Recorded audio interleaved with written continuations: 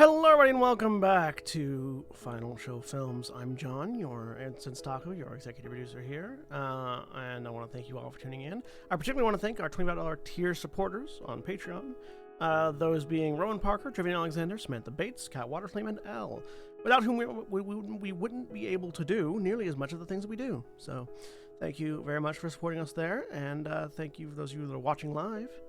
And now, if you are watching live, please sit back, relax, and enjoy.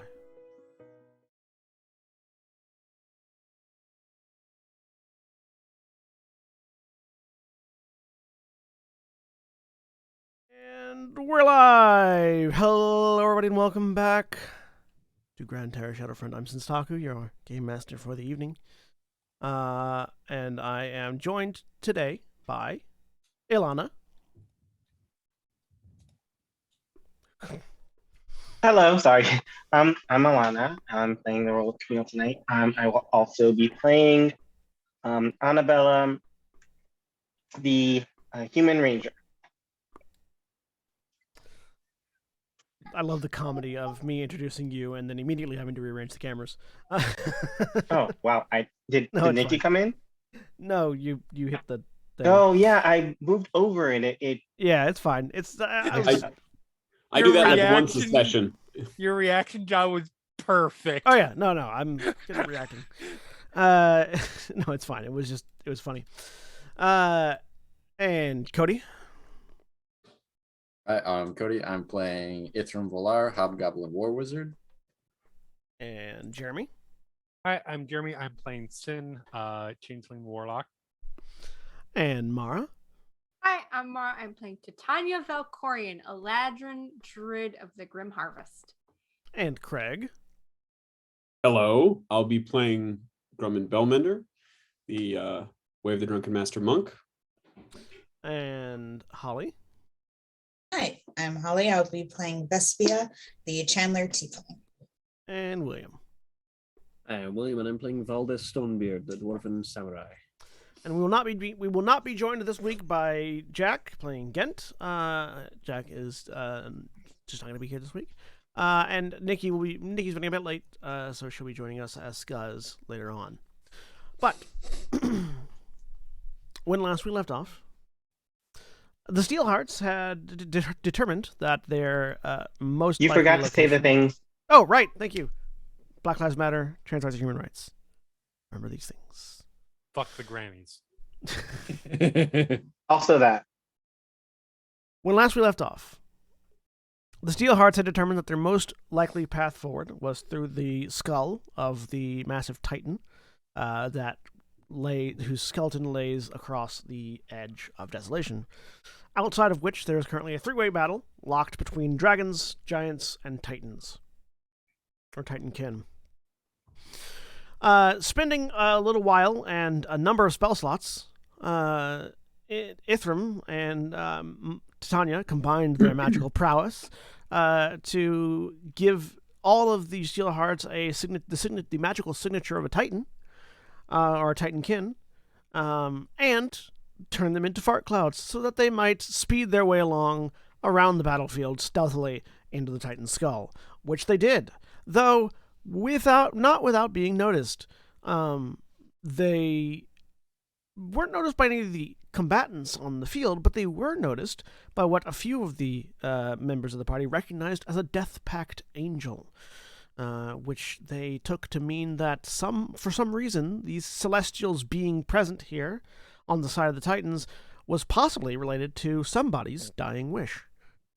As they moved into the skull, they eventually reached an interior chamber that was lit ambiently by the glow of a magic circle on the ground, and populated by three figures standing at triangular points around the circle, all three of whom are turned to look at the group as they were bamfed out of their mystical cloud form, the windwalking spell having come to an abrupt and early end. The figures greeted the Steelhearts in one voice And as a reminder, the three figures that you're seeing before you are respectively a dark-skinned woman, a dark-skinned man, and a red-skinned tiefling. All three of whom have glowing blue, almost flame-like eyes instead of normal eyes. And all three of whom are wearing dark leather robes and seem to be moving in unison as they turned to greet the group of you. Which is where we pick up. So the Steelhearts, you have dropped out of your Windwalk and are being presented by these three figures. They just said greetings. They basically greeted Or you, hello. as, Okay. welcome to your destination, Steelhearts, that kind of thing. Hello. Oh, as a reminder, for Annabella, because you're the only one, you all are inside that teal box there on the map. Yep.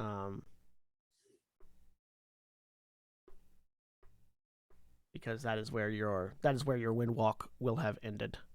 So feel free to pick where your Windwalk ended, but within that space. How do you know who we are? All three sets of eyes turn to look at Titania, and in unison, in slightly varying voices, speak.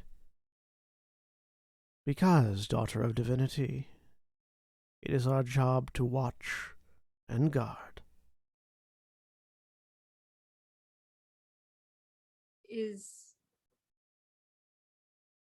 We're here looking for a portal to, as I remember the name of the stupid place we're going. Hang on. Mm-hmm. What's it called? Oh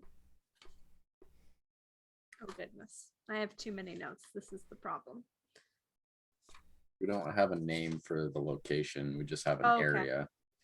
To where it was up north. To Kestrel's Kingdom is the closest thing we have to a name. To Kestrel's Kingdom is The three that. figures. I'll indicate the seal. The three figures speak again. We are well aware of your destination and what it is you desire, and also what it will take for you to acquire it. And what's that? Their eyes, in unison again, shift towards Valdeth. We three stand guardians to this seal, one that was made long ago, and to which we are bid hold. The path you seek forward lies beyond it. You should be able to put together 2 and 2. A So little you're odd not- to hear the three of them talking that casually. So you're not just going to stand down, and if you do have to be killed to get across, you're not going to stand there and let us do the job. So it's going to be a fight. Indeed it shall be.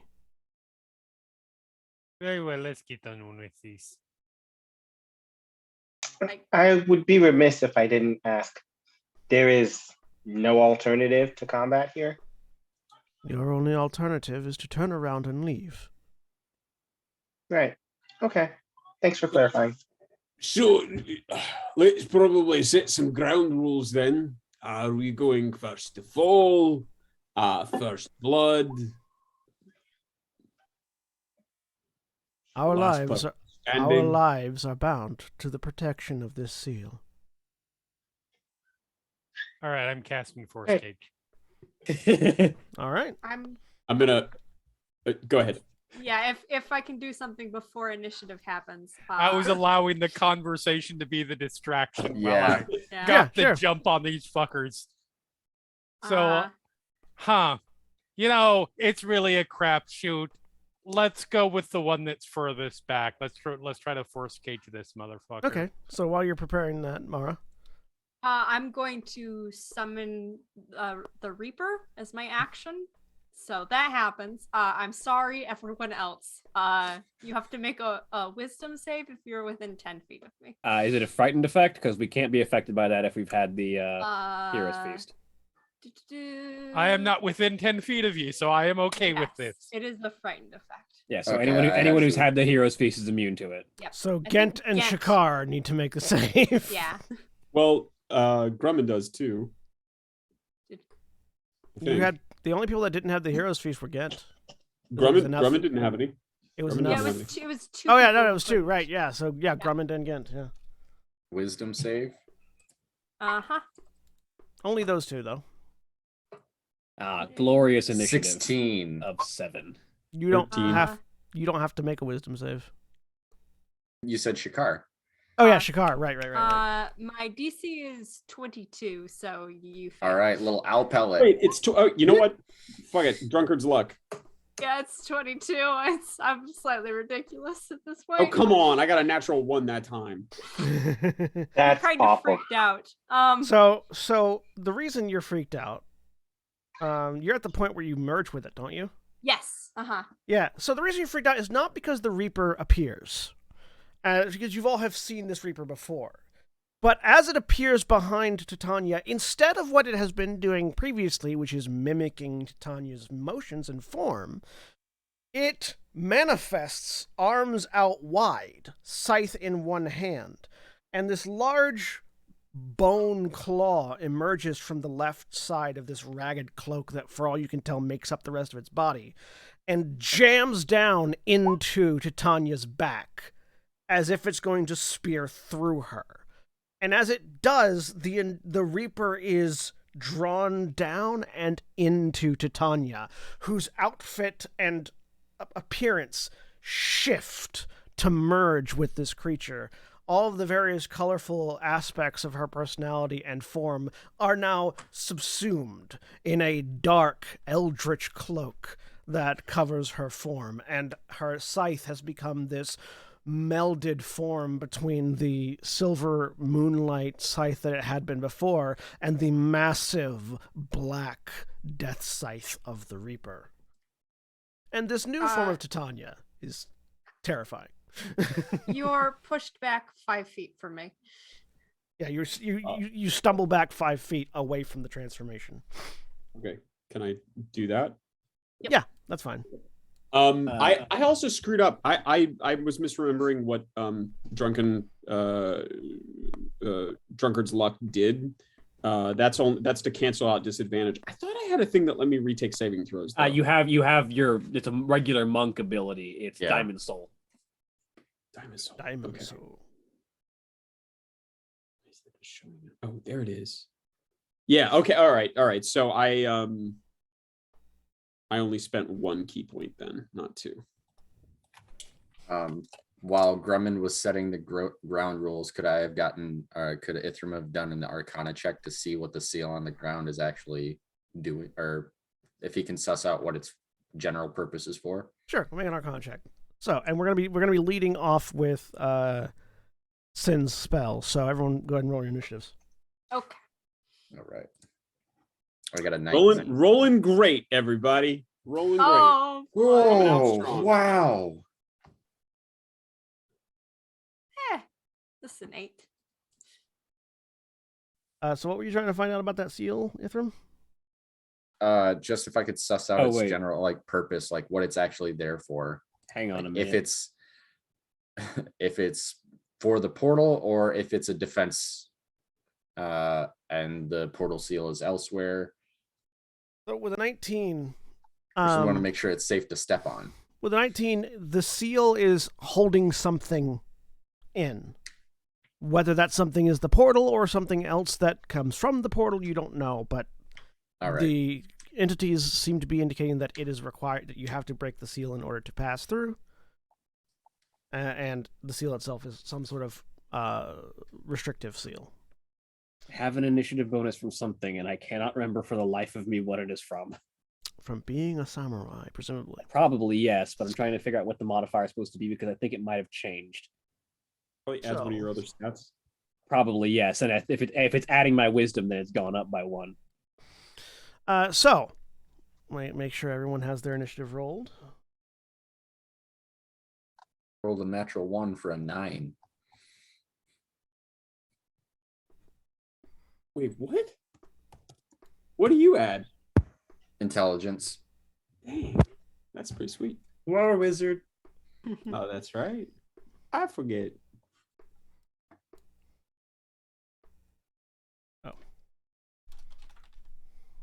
That's fine. Doesn't appear to be from one of my class features.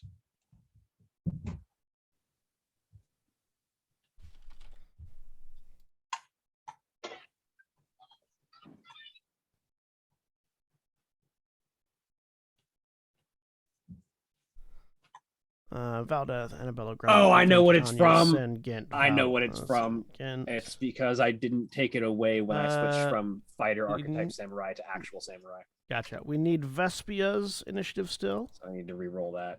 I rolled it. It just isn't on turn order. Okay, go ahead and And- add. Go ahead and modify your turn Fucking- order. Okay. I'll go ahead and roll for Scuzz for when Nikki gets here.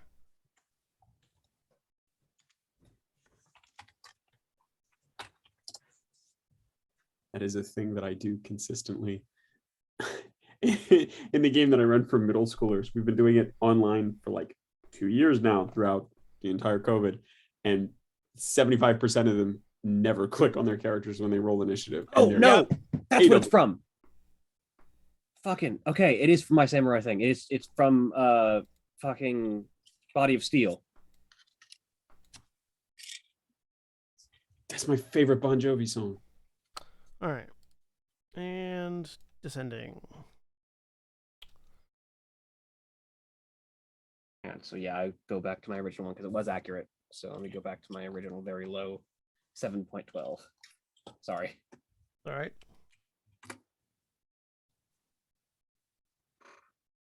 Okay. Any last momentary things? before we Requests? proceed? All right. 100% thought that's where you were going. Last How- wheel, Grumman, come on. What does it look like when you cast your force cage? So Sim? he's doing this casually. They're doing this casually behind their back, so that they get the jump on everything. And then it just sort of the ruby dust sort of energy shoots out from it and just materializes around dude in the back. All right. Is it a saving throw or is it just a thing? that It appears? is a here. Boop. That should. Put I it don't have force in. cage memorized. so- Yeah, that should. No, it does not. But it is a charisma save DC 19. All right. Oh, 11 on the John. saving throw. So can you get me So- a handout with the size change? I will just put the text in there, but essentially, he is trapped. He cannot cast spells into or out of. The thing cannot be dispelled. That's the whole thing. It says it's up to 20 feet on the side, but I make it. He is crunched in there. He cannot move much. So it's 5 feet on each side. Yep. you're holding it in place, basically. Yes. And he basically can do nothing. All right. So yeah, you summon the force cage around him to initiate the battle. And you notice that he doesn't seem particularly bothered by it being around him. That's fine. Like most people when they are encased in something very small will sort of freak out and try to break free. He's holding perfectly still. That is perfectly fine. Hopefully it just keeps him out of the fight until we take out his friends. There you go, William. It is Birch of many sizes in your handouts. And Yep. delightfully, it's not a concentration All right. spell. Yes, well, creature of many Nice. He's trapped in there for Yes, up can't to an remember. hour if we need.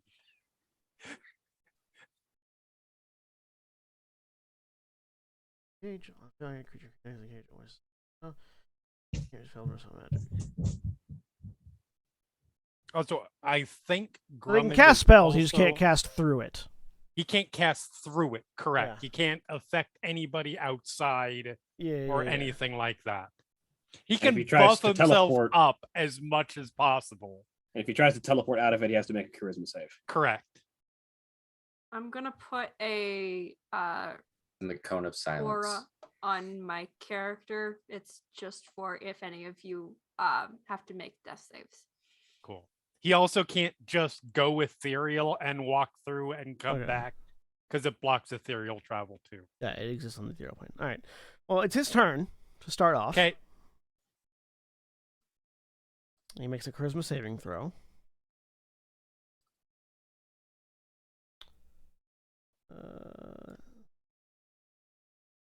Natural 20 on the charisma save. You said Look, Grumman. What? For 1 second, it looked really cool. No, it looks great as like you all watch as this force cage just manifests and just completely constricts around this individual in the back, who, without even acknowledging its presence, leans forward and walks through it as he just blinks to the other side of it. That's fine. That's why I used the lower, the one of my lower ones first. Fair. I mean, he rolled an 11 on the initial save, so like, Yeah, it's yeah. Like, entirely this possible is he not would fail again. impossible. Yeah. As he sort of phases out through it, you watch as that blue flame-like energy that is in his eyes and in the eyes of all the others manifests behind his head, forming a corona of light behind him as he directs his gaze towards Sin. Yep. I need you to make an intelligence saving throw, Sin. All right. Yeah, that is definitely a save that I am. Okay, we'll see how this goes. Does the Reaper thing cause Grummond and Gant to do anything other than stumble away from you? Does it also frighten them, or just make them Wait. back up? Hold on. Yeah, you Let me check are one thing. frightened, so you can't get closer to me.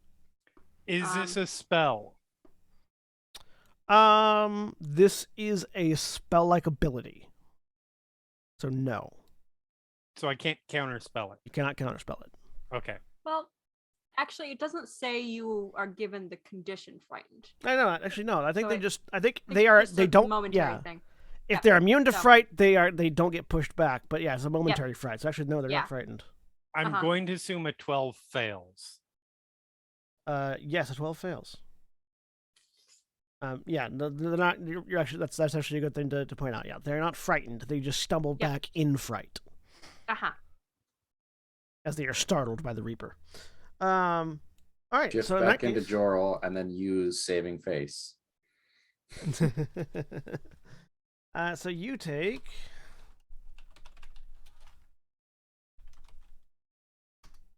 12 points of psychic damage as this blue fire that forms the corona of light around their head erupts from your eyes. You take 12 points of psychic damage and are stunned until this character's next turn.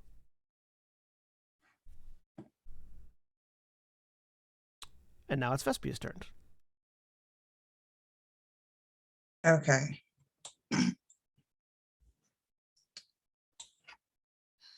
How far away are they?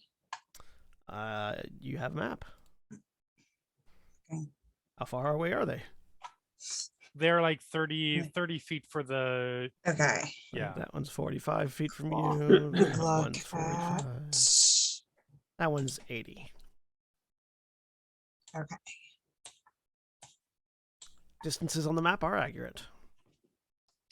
And not my range. Sorry. I was trying to have things ready, but there's a lot.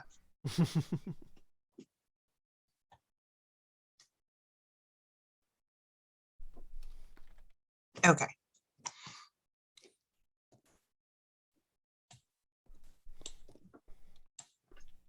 All right, she is stop that.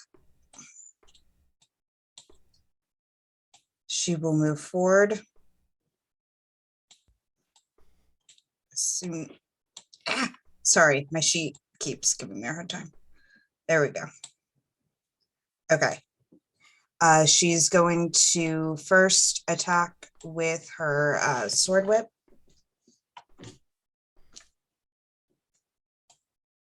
Which has what range? And it has I'm looking, I believe 20 foot is what I just saw. You're a little far out. Okay. Let me move forward. Also, make sure that if that's the range of the whip itself and not an ability on the whip. That's what I'm checking.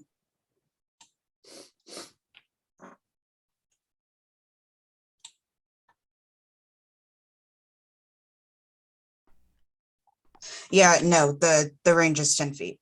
Okay. Yeah.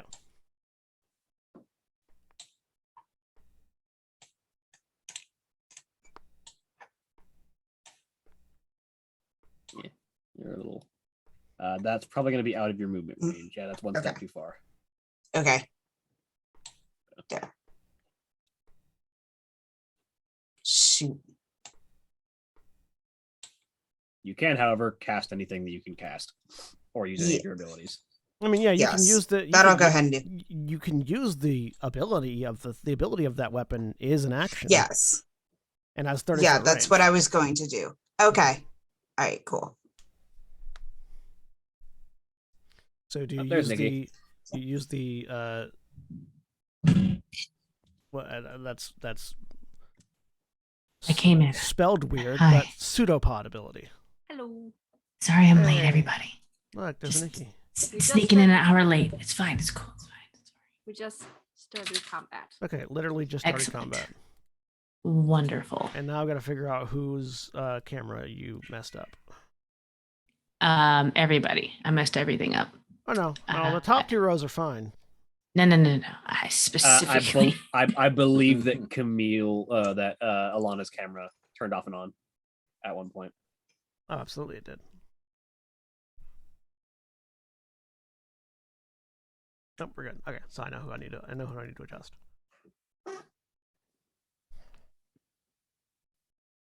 So It's very frustrating because I haven't even left the app. It's just when I switch over to the other screen because I'm using my phone, my camera automatically turns off. Yeah. So I was trying to make sure I was muted and I slid over instead of just tapping. And Oh, you're so good. somehow that cut my camera off. It's very frustrating. You're good. So yeah, are you using the pseudopod attack, Holly? Yes. As soon as I figure out how to do that. It's an action. You choose a creature within 30 feet and make an attack roll against it using the weapon. Yes. What do I roll for that? An attack roll with the weapon. Okay, just the attack. Okay. Yep. I'm sorry. It's all right. Trying to figure this out. We already rolled initiative for you, Skuz. So. Oh, okay. Okie dokie. Thank you, because that was a terrible initiative. Yeah, Okay, but that was a 14. I don't remember what the other one was now. A 14. Who are you aiming at? This one. I think that was better than what John rolled for you. 14 hits. So instead of normal damage, it does 66 bludgeoning damage. Okay. And are you trying to grapple with the hit? Yes. Okay. It was a 14.1 or 14.2 for the Force the Goblin. I can switch it. Yeah, go ahead. I'm sorry. How much damage did you just say, John? 6d8 bludgeoning damage. 68. Okay. Did anything change when that top one stepped out of the circle? No, not. I mean, other than it shifting through the force cage and blasting, mentally blasting Sin. No, nothing else changed. Okay, yeah, but so it's not like they have to stay in that spot. Correct. Okay. So what's the save here? Oh, I know. That's right. It's a grapple save, obviously. So.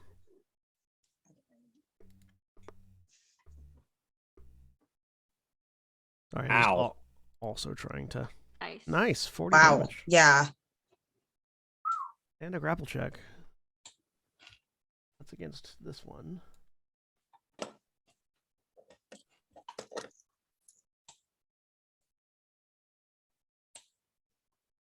Who rolls a 17, so you manage to resist the grapple.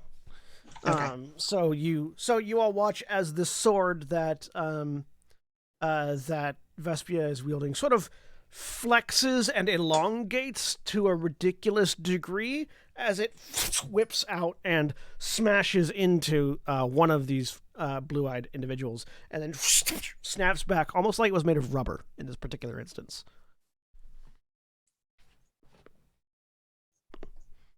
Anything else in your turn?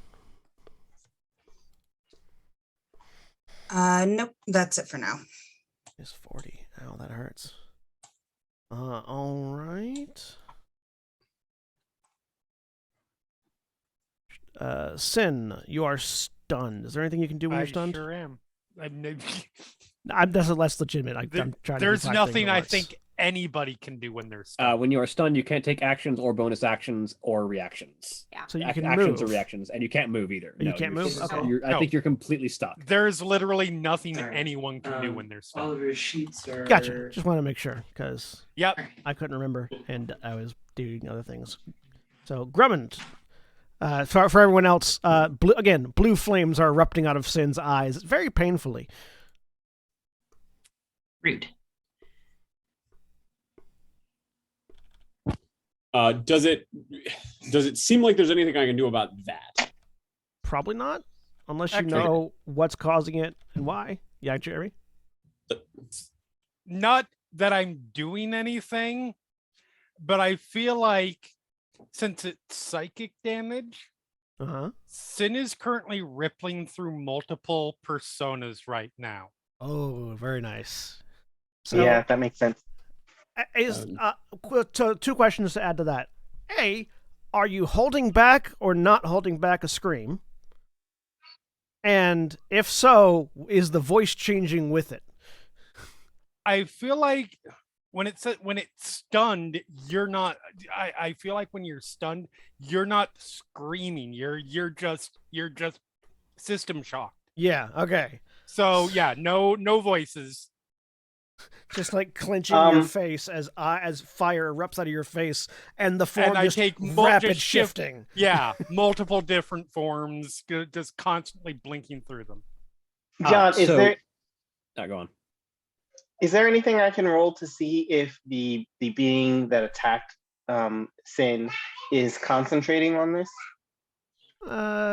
Possibly. We'll wait until it's your turn. Craig. All right. So I asked before, but I think I was muted. Did I have time to activate my tattoo before everything kicked off? Which tattoo? The Eldritch Claw. It's a bonus action. And we'll say because you were startled by the Reaper. No. That's totally fair. Okay, but I am not frightened, right? No, you're not frightened. You were just pushed back because you were Okay. shocked in the moment. Sure. Okay. Then I'm going to sort of turn and I actually was probably looking back at this point and sort of points it to Tanya and says, "That's a conversation." Turns and says, "Hold on," towards Sin, and then pushes down his fists, and those geometric stalks of barley wrapped around his arms start to writhe and leap to life, and then he will run forward to here, and I will take an attack against the tiefling. All right, go ahead.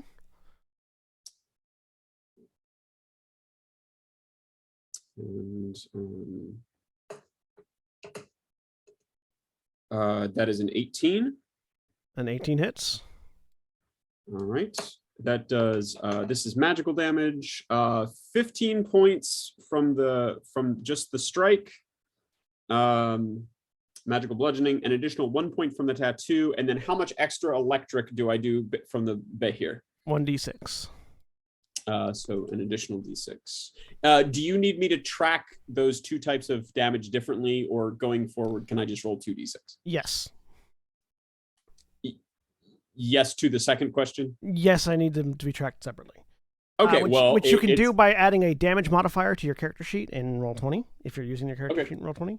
I am not, but that's fine. So 1 point of I think it's just force damage from the Eldritch Tattoo, and then 1 point of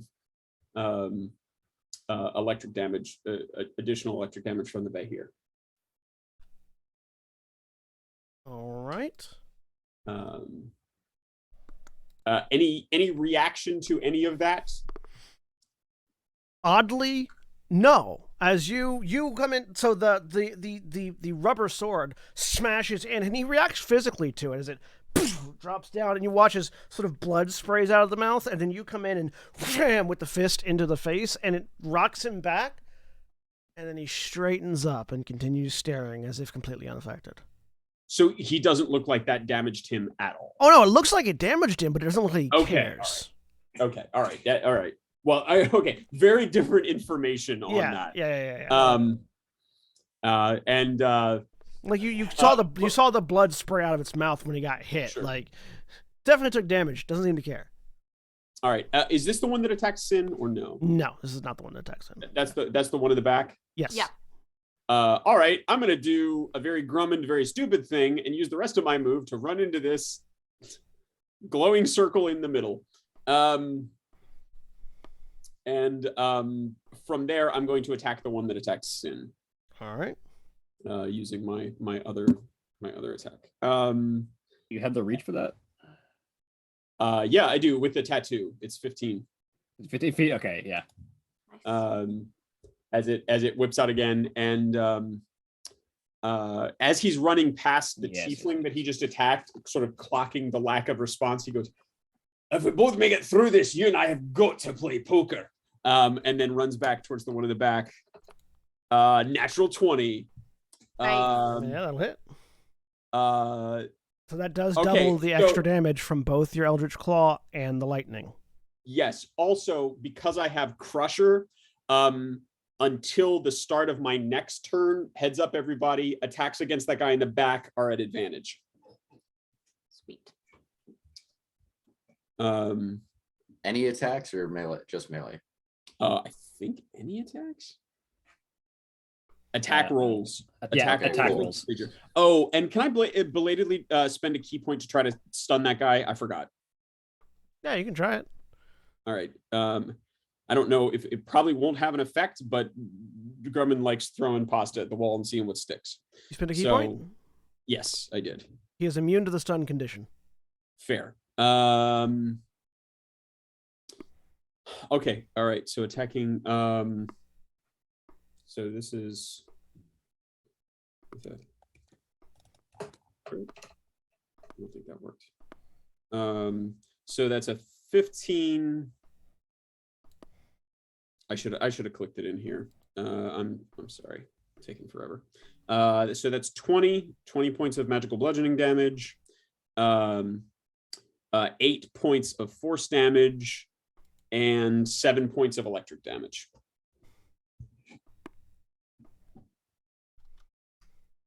And that is my turn, I believe. All right. Skuzz.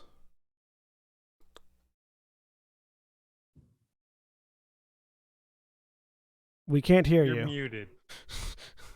Muted. Oh my gosh. 1, 2, 1, 2, The 3, hills were 4, not 5, alive 6, with the sound 7, of 8, Skuzz. 9, 10, 11. Oh, and Grumman will shout out in character as well as my comment out of character. That one's reeling. Ring his bell while it's stunned. Oh, it's Despite the fact that it failed to stun, yeah. No. I mean, the other guy though is hit by crush.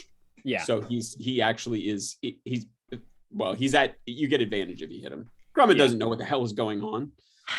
Skuzz is not fast enough to get to that guy all the way in the back. Well, how long is that advantage for? Is that just until the next attack hits him, It's until the start of my next turn. Start of your next turn? Okay. Then it wouldn't really make sense for Skuzz to go for that because he's not fast enough. I don't want a dimension door because I want to save that for an escape. So yeah, Skuzz is just going to run on up to this person. Just what happens? 5 feet help because I could move him. No, even with a rogue dash. Okay. No, actually, no. With rogue dash, I could get close, but even then, it's like I don't get a full action. Anyway, No, I that's was- totally true. Can I pull that guy 5 I feet probably closer, could. just using the other effective crusher? I forgot. I keep forgetting stuff. This Yeah, character. yeah.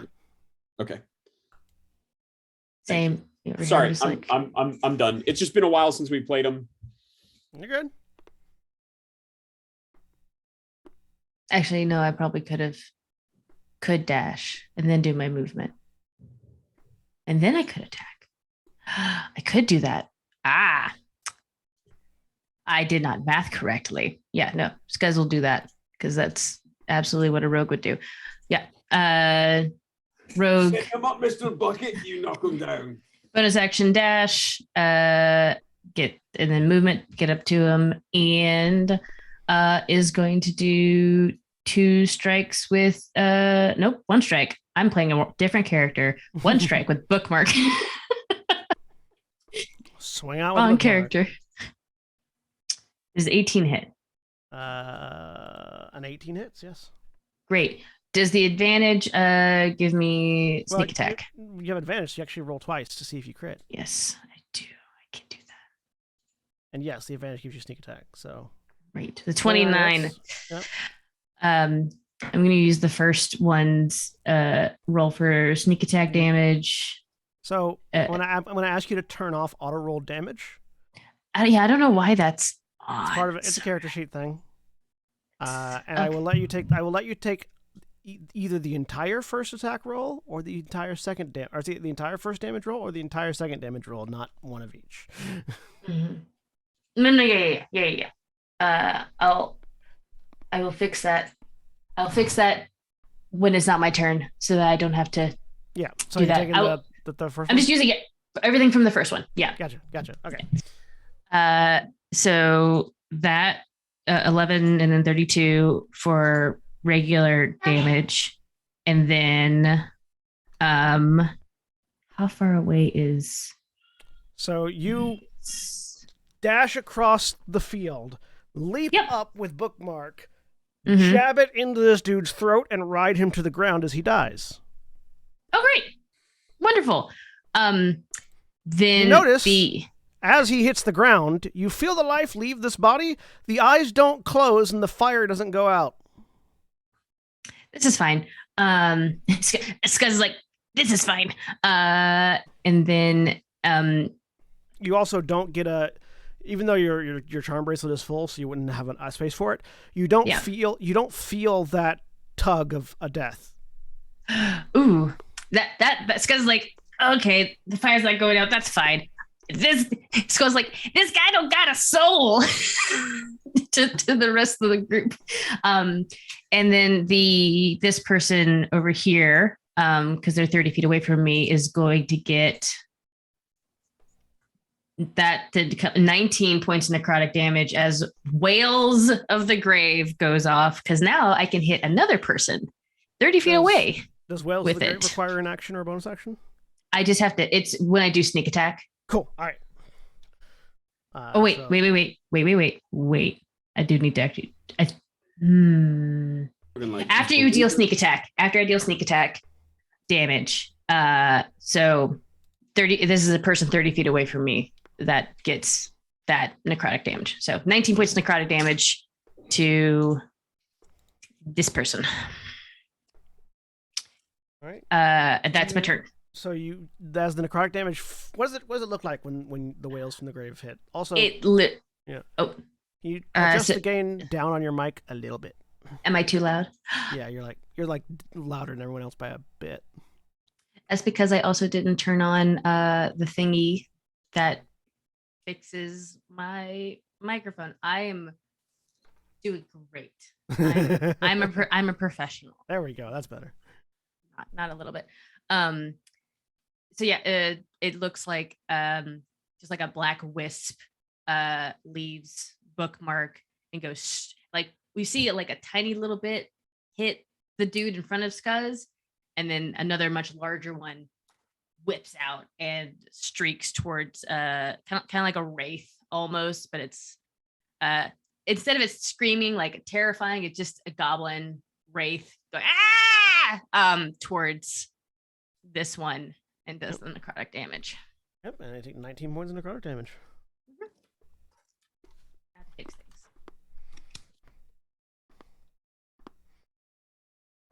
All right. Anything else on your turn? Nope. Ithram. Right. Hearing Scuzz yell, "This guy don't got a soul."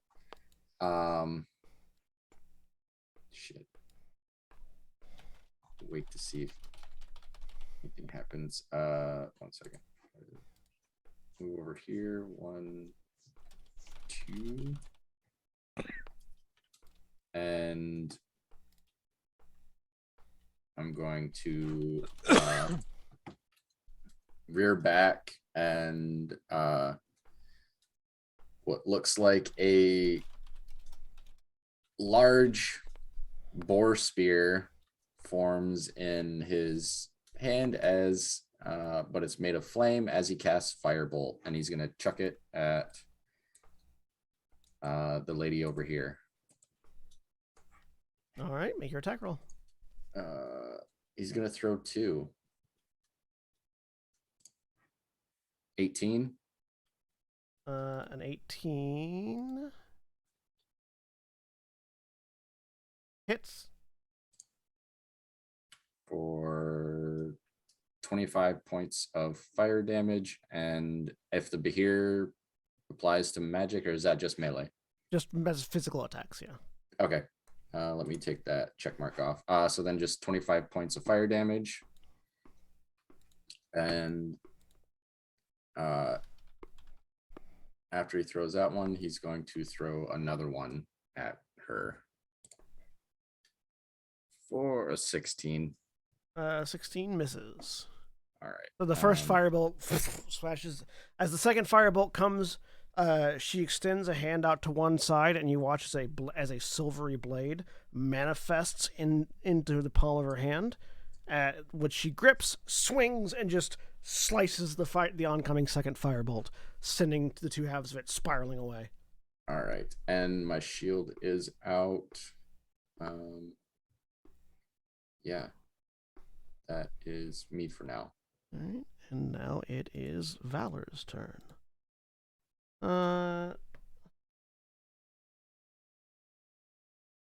You watch as some of the burn marks on her begin to heal.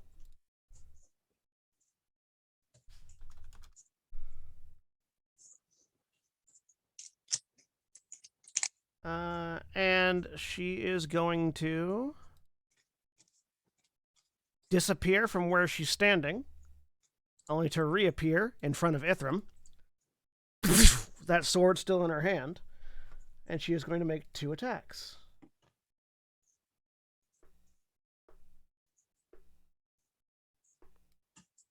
The first attack, I would like to use my reaction for a thing. Okay. To do what? As a reaction, I can move up to 30 feet to a visible creature that attacks anyone other than me. I teleport to flanking with Ithram. All right. Yeah, that's 30 feet. So yeah, you. Yeah. But she makes the first attack. All right. Does a 24 hit you, Ithram? Yeah. All right. You take 9 points of slashing damage and 19 points of force damage as this sword slices down into you, busting through your defenses. 9 points and 19. Does a 28 hit? Yes, a 28 hits. Cool. It's 11 slashing and 9 necrotic. All right. So yeah, she teleports to in front of Ithram, brings the sword down, smashes through Ithram's defenses, and in that shadow of an instant, Titania, in her current form, appears behind her, scythe raised, swinging down. Yep. And Ithram, you get 9. I think that only happens on my turn. Hang on. Sorry. The new thing, or is that just a thing that happens?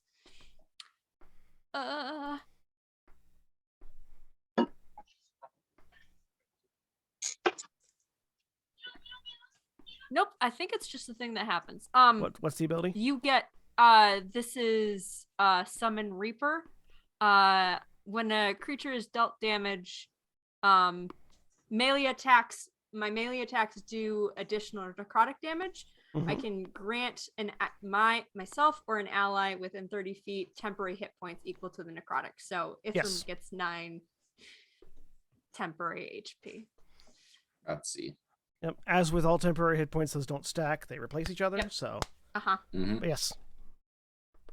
So yeah, this slice of this Reaper scythe just slices down, and a little bit of life force spirals off of this entity and whips around towards Ithram, reinforcing him.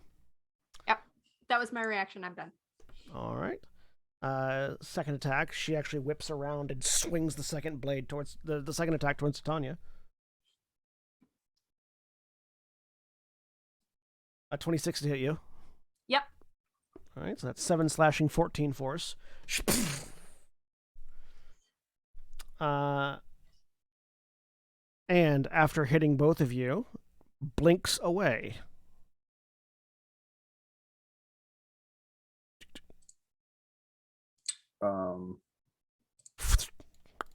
Disappears from there and reappears over next to the other to the tiefling. Okay. Titania. Yeah. I can get up there. I'm gonna step forward to here, and I am going to swing. I think the person who attacked me is more dangerous right now. At least that's my judgment. So I am going to aim for her. 2 attacks with my scythe.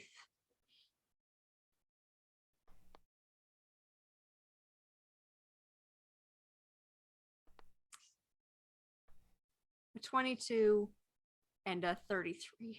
Both hit. Cool. First one does 12 slashing, 14 necrotic. Second one does 15 slashing and 11 necrotic.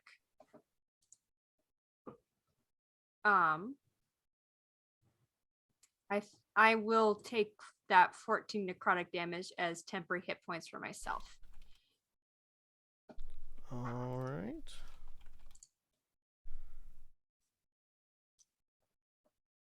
And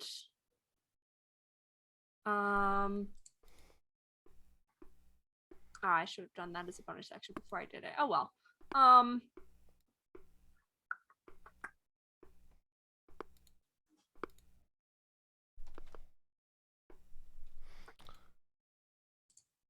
That is my turn. All right. That makes it Annabella's turn. Oh, hang on, wait. Let me finish adding this math really quick because I was distracted. Who'd you give the 14 necrotic to? Myself. Okay, and the 11? Actually, I think yeah. I do. Do I only do that once? I'm not entirely sure. If they don't stack. They don't stack, no. But every time you hit, you can distribute them to someone else. Okay. Vespia I'll give is that... within 30 feet of you. Yep, I'll give that to Vespia then. Actually, no, I'll give it to Sin because Sin's the currently being injured and has something going on. What am I getting? 11 temporary hit points. An extra 2. All right. Well, the 11 temporary hit points is separate from the that's separate max from hit the points max from. hit Yes. point, correct. Uh-huh. Okay. Yeah. Yep. All right, Annabella. So to confirm, Oh, also, hang on. Sorry, because I keep forgetting. This one died after the second hit. yeah, that was actually what I was about to ask. Oh, So yeah, cool. it's dead. So there's no sense in confirming that it was concentrating on Sin because 1, obviously it wasn't. 2, it's dead. So if it was, we'd know by now. No, that's not the one that dies So- with Sin. It was the first Oh, one. the one that that blasts us in mean- is also dead. That's, Yeah. Oh, Does yeah. that mean Okay. that I'm I never actually- unstunned because it doesn't get its next turn? So I No, don't- you unstun. You are it's- unstunned on its next initiative. I'm aware. I'm making a joke Gotcha. So, because if okay. it doesn't have a next turn, it's forever, and I'm stunned. You know. Oh no. So this one is actually gone, I mean, and this one is also gone. yeah. I mean, they're on the ground. Their eyes are still open, and the fires are still. In They their are eyes. no longer combatants for me to shoot. You could shoot a corpse. I'm gonna punch you in your face next time I see you. They are not currently active. No. Thank you, William. Okay, so then that means that this one is the one I'm going to shoot. And so I will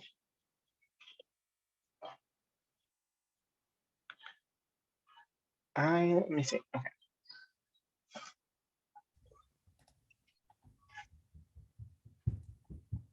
Hang on 1 second. Okay, cool. All right, so I'm going to go ahead and fix that. Why is that happening? Okay, I'm sorry. Let's stop. My computer's being silly. Okay, so I'm going to go ahead and attack that one.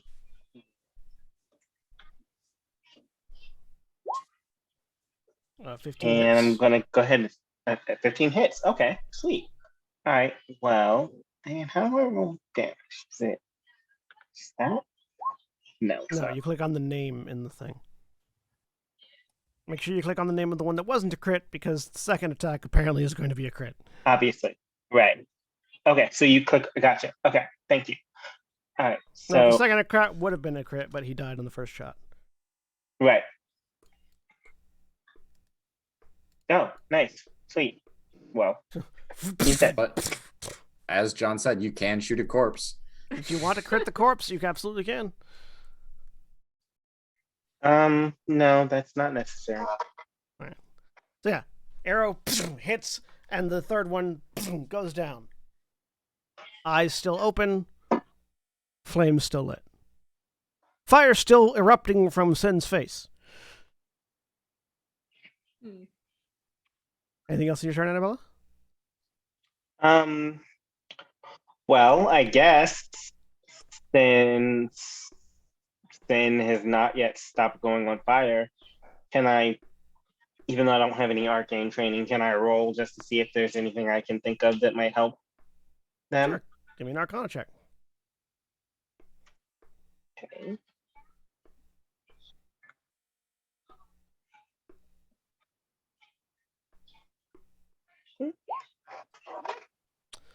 You're not certain what kind of magic it is because you didn't see any any casting effects other than a similar flame being emitted by these entities. So you're not certain what you might be able to do to stop it. It seems like the kind of thing, since the entity that cast it is dead now, that is on a timer. So it'll probably stop at some point. Okay. And then I'll just end my turn there. Valdeth. Okay.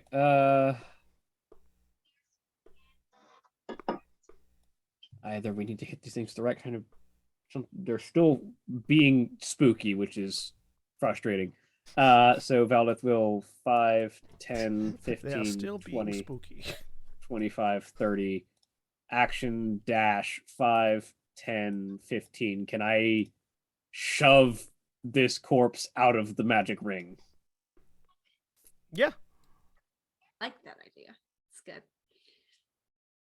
Where are you shoving it? This way. Does anything change when it clears that boundary? So you kick and it doesn't seem to. You can tell it's definitely lifeless based on how it reacts to you kicking it. Nothing seems to change. Cool. I will use my bonus action to focus, which All right. then doubles my sen and then gains another one, so I have 3 sen now. Ghent, sort of still like sort of quizzically staring at Titania, turns his attention to the rest of the room, steps forward a bit, just pulls his goggles down and starts scanning for something invisible. Doesn't see anything invisible, puts it back up. Was that it? Of course not. But what's next? So at initiative 28, There. Uh, start. the body of the tiefling, actually the body of all three, erupt in this blue fire. And you watch as those bodies all immolate. Sin, you're no longer stunned. Okay. As this self-consuming fire that has erupted over all three bodies, disintegrates the corpse of each, but does not stop You just burning. roll a random form for whatever Yep. it ended up in. Nice. That's awesome. But do not stop burning. As from the flames of each, additional figures rise. From the fires of the tiefling, a hooded figure steps up and out of the flame, and as he does, a pair of flaming wings unfurls from its back. Cool. From the fires of the first one to fall, a heavily armored figure that seems to be made of stars, gripping a spear of starlight, steps out.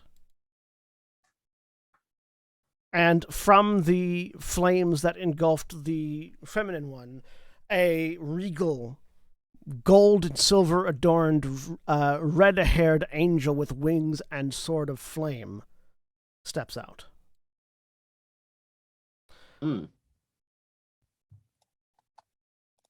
As in unison, the three voices, you have defeated Sage, Temperance, and Valor, and now face the heralds of Epiphany, Victory, and Eternity. It's now the Herald of Epiphany's turn.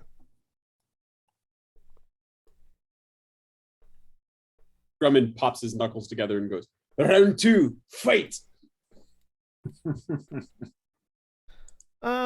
Thank the gods for you, Grumman, because I'd be really upset right now otherwise.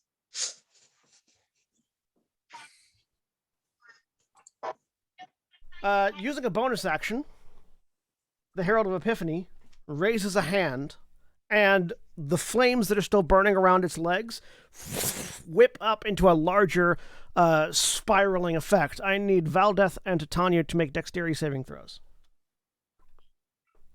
Cool.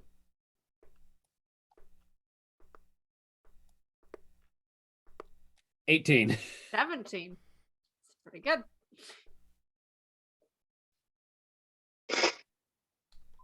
All right.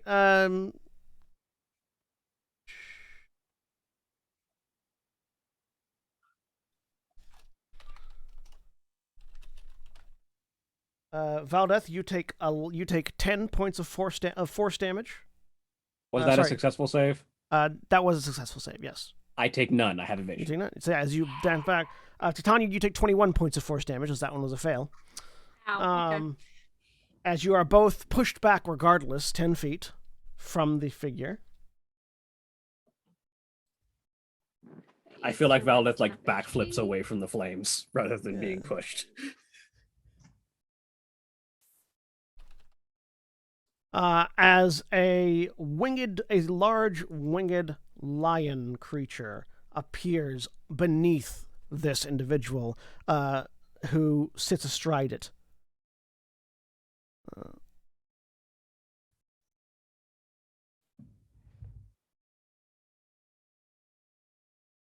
Eat. And as he sits astride his newly summoned mount, because he did that with a bonus action, with you notice that this figure, wearing their similar robes to the previous incarnation, but much more ornate and grand, is holding a book in one hand, raises a hand towards Titania, and lowers it. And as he lowers it, this ethereal hammer just manifests above Titania and slams down. Is that a spell? No. Is Titania getting banned? That's I Does was a tw- gonna say Does a this 22 hit sounds- you, Titania? This sounds like something that I do daily. Yes. Yes, it does. All right, you take 15 bludgeoning and 20 force creature, and you need to make a strength saving throw. Oh, sorry, 20 Hang force on. damage. Give how much damage? 15 bludgeoning and 20 force damage, Okay, and what save? and a strength saving throw. All right, 16. 16 is a failure. You are knocked prone by the hammer of justice by the Herald of Epiphany. Unfair. Okay. that's what everyone hit with the banhammer says. Yeah. Exactly. Not usually in so polite terms, I should point out. Yeah, What yeah. is this Aslan looking motherfucker? It is a large winged lion that the Herald of Epiphany is sitting astride. Oh, I'm sorry. The King Skyraiser from the Island of Misfit Toys. It is the Herald of Victory's turn, who rushes towards Annabella. And as they do, I need Ithram and Sin to make dexterity saving throws, as a trail of flame is left behind them. Gotta go fast. Fire radiating from their wings as they fly. Dexterity saving throw. Dexterity saving throw, yes, from Sin and Ithram. Ooh, that's a 14. That's a 25. All right, 25 is a success. 14 Oh, is a failure. Jesus Christ. Why did you suddenly become Minnesotan? Because I have a new fucking persona. What do you think? Ah. So I don't think we've heard this one before. No, so no, I you do not haven't met remember Roz this. yet. Oh, This shit. is just great. Real great. Oh, Peeper's there. Yeah. Alright, Just gonna so- let you get by. Oh golly. Ithram, you take 20 points of fire damage. Sin, you take 10. Okay. As you are both just lit up by the flames of this wings. As this individual flies towards Annabella, pulls to a halt, and swings twice with his flaming longsword. Oh, why don't you hold on there? A 19 and a 20. Stay out of my head. Does a 19 and a 20 hit you, Annabella? That's Sin's job. Love everything about it. Muted. You're muted, Alana. I'm fairly confident they do. Give me 1 second. And I apologize if you can hear Camille's daughter's tablet. Yes, they both hit. However, hang on, let me see. I only have one reaction, right? Yeah. Okay. So I take I take half damage from the first attack. Because I have uncanny dodge. You uncanny dodge the first attack. So the first attack does 12 slashing and 20 fire damage. So you take, instead of 32, you take 16 damage total. So 6 slashing and 10 fire. Actually, yeah, 16. And then the second one deals 10 slashing and 23 fire damage. 10 slashing, 23, so 33. As this flaming longsword bites twice. What the hell? Okay. All right. And then it is the Herald of Eternity's turn.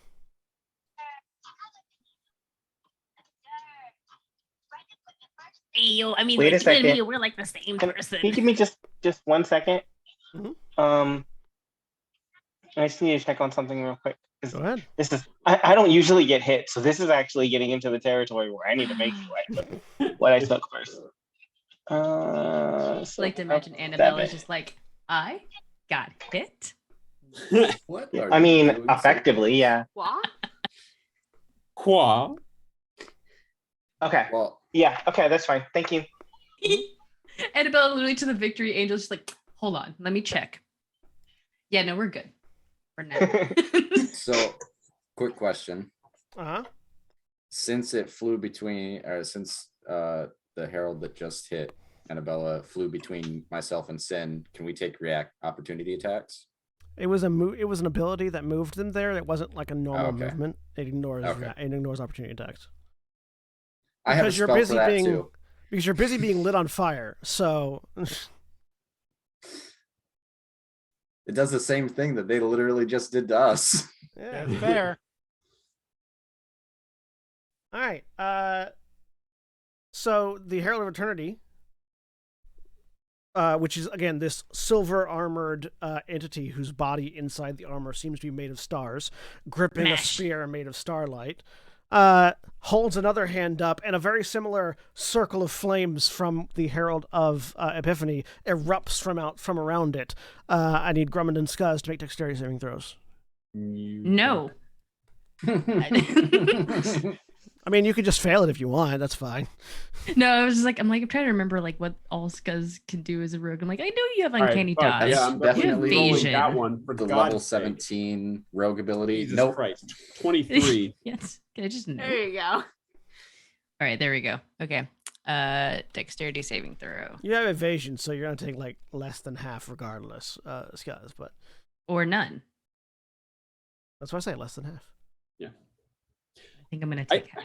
I think Grumman, if Grumman and Sid Monks roll- also have evasion. Yeah, so I take none. I would so yeah, assume. a 23 is a success, a 16 is a failure. You are both pushed back 10 feet regardless.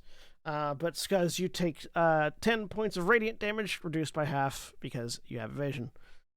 Wait, so we're pushed back regardless? Yes, you are pushed back regardless. The dexterity is for the damage. Okay, cool. You're pushed back regardless because another big cat appears I see. as this Okay. went up astride their mount. So that was the bonus So, action. okay, yeah, no problem. Go ahead. It's did you say 10 or 5? 10. Okay, straight back like that. Okay. Yep. Eyes, And Mr. Whiskers. then, as an action, the figure holds up the arm that's holding the spear, and radiant light begins to drip down from the sky, from the ceiling, as the area around this figure lights up in this radiant glow. Hang on. You have an aura now. You've got an aura, Harry. What? And Scuzz, you're the only one in it. So I need you to make a wisdom saving throw. Okie dokie. As you watch these ephemeral angelic entities begin to manifest amongst the starlight that is drifting down around this figure. A 21. Scuzz is a lot. He has All a right. can't get in there, man. 21. It's just I have a shield of the elevator music playing. You So- can't get through it. you take 15 points of radiant damage, reduced by half because of successful save. So that's going to be It's 15. 15 7. reduced by half, so 7. Yeah. No. Yeah. Round down. Yep. So you take 7 points of radiant damage as these angelic spirits begin to manifest in this radius around the Herald of Eternity. Vespia, it's your turn. Okay. First, she's going to get a little closer, which is probably a really bad idea.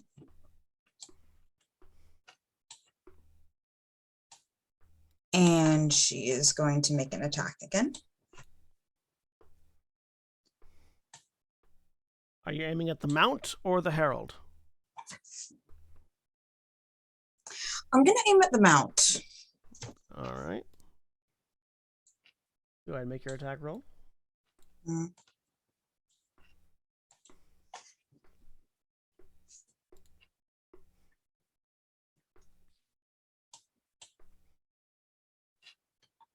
An 18 will hit the mount. Cool.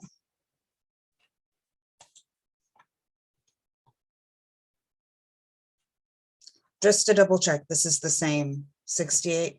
No, that's only when you use the pseudopod attack. Okay. Okay, this is just the regular one. Yeah. Right. Okay. And then this one, sorry, I'm remembering stuff I can do.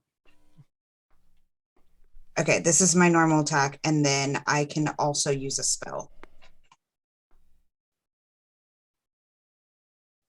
Right. Channelers can like pull spells out when they hit with a weapon attack. That's right.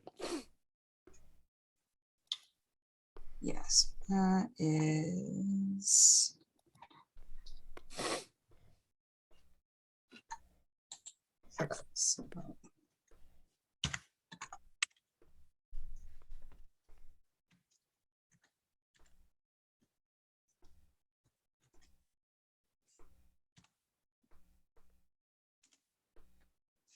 Okay, so 8 for the attack.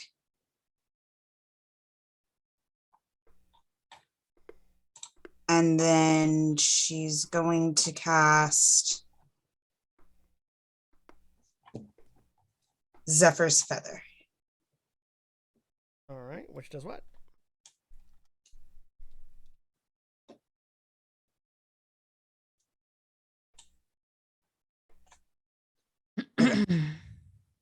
I'm new to this. How do I spell?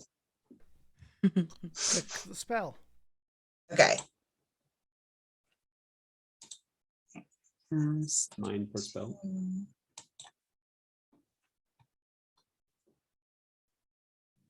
All right. So with your spell channeling, you've circumvented the required attack roll because you hit them with the melee attack.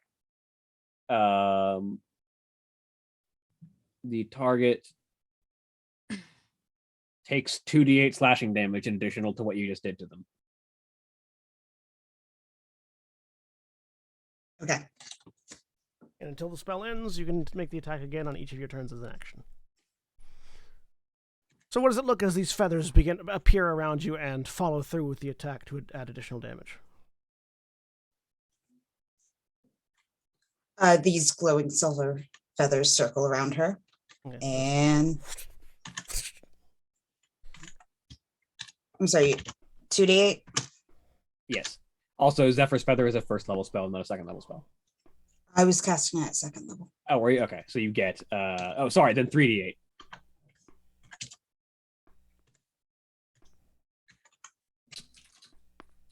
18. All right.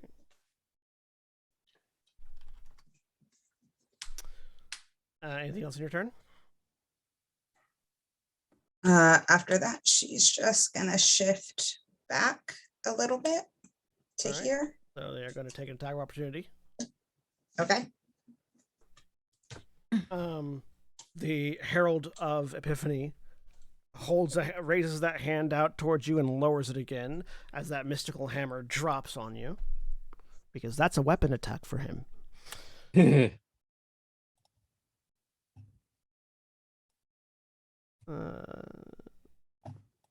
A natural 20.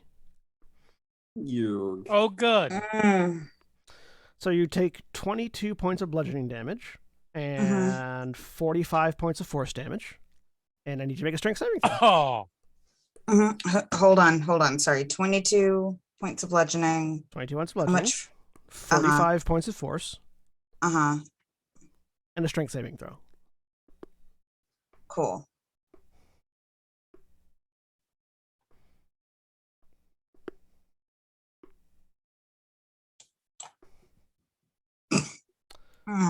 So you are knocked prone. Mm-hmm. Just in time for the lion to make its attack of opportunity. That's why the Herald took his attack first. Because the lion's going to have its attack at advantage. yep. Bad kitty. Does a 15 hit? Does a 15 hit you? No. Okay, so Bite. it bites at you, but you manage to get away from the teeth as it bites towards you. Yes, Mara. I'm gonna be really annoying and use my reaction. What's the trigger for your reaction? It's anytime let me double check on the wording. Mm-hmm. But it is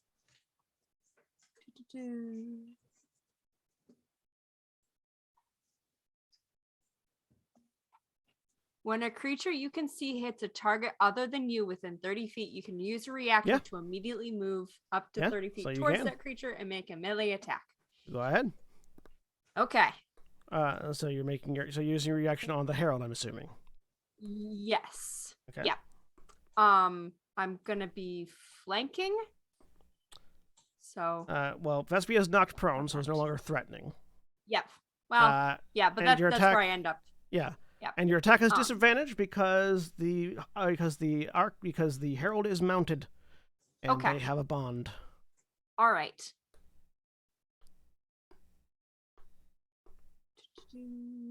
Disadvantage. I'm just gonna roll it twice because that's easier.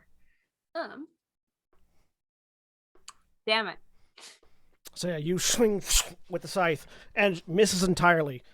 And so you've been knocked prone. Would you like to use the remainder of your movement? Oh, that's right. I Okay. was prone anyway. Oh, yeah, you were before. prone. I probably couldn't do that. Never mind. Scratch all I mean, that. it is a I forgot. teleportation effect. No, it's Yeah, a you teleportation can- effect. Yeah, you can teleport to your feet. Okay, I'll teleport to my Yeah, feet you then. teleport to your I'm feet. not prone now. So Vespia, you've been knocked prone. How much of your movement do you still have left? Because you moved up and then we're moving back. Yeah, but I before moved you didn't up. complete the movement. I believe I only have about 5 or 10 feet. So you can spend the rest of your movement to stand back up if you want. Okay. She will stand up. All right. Did you mark the damage on your character sheet? I did. Let's mark it on your token as well. Minus 22. Minus 45. There we go. As you stand up, is there anything else on your turn? No, that's it for now. Okay. At the end of your turn, the Herald of Epiphany is going to use his legendary, actually, he's going to use all 3 of his legendary actions.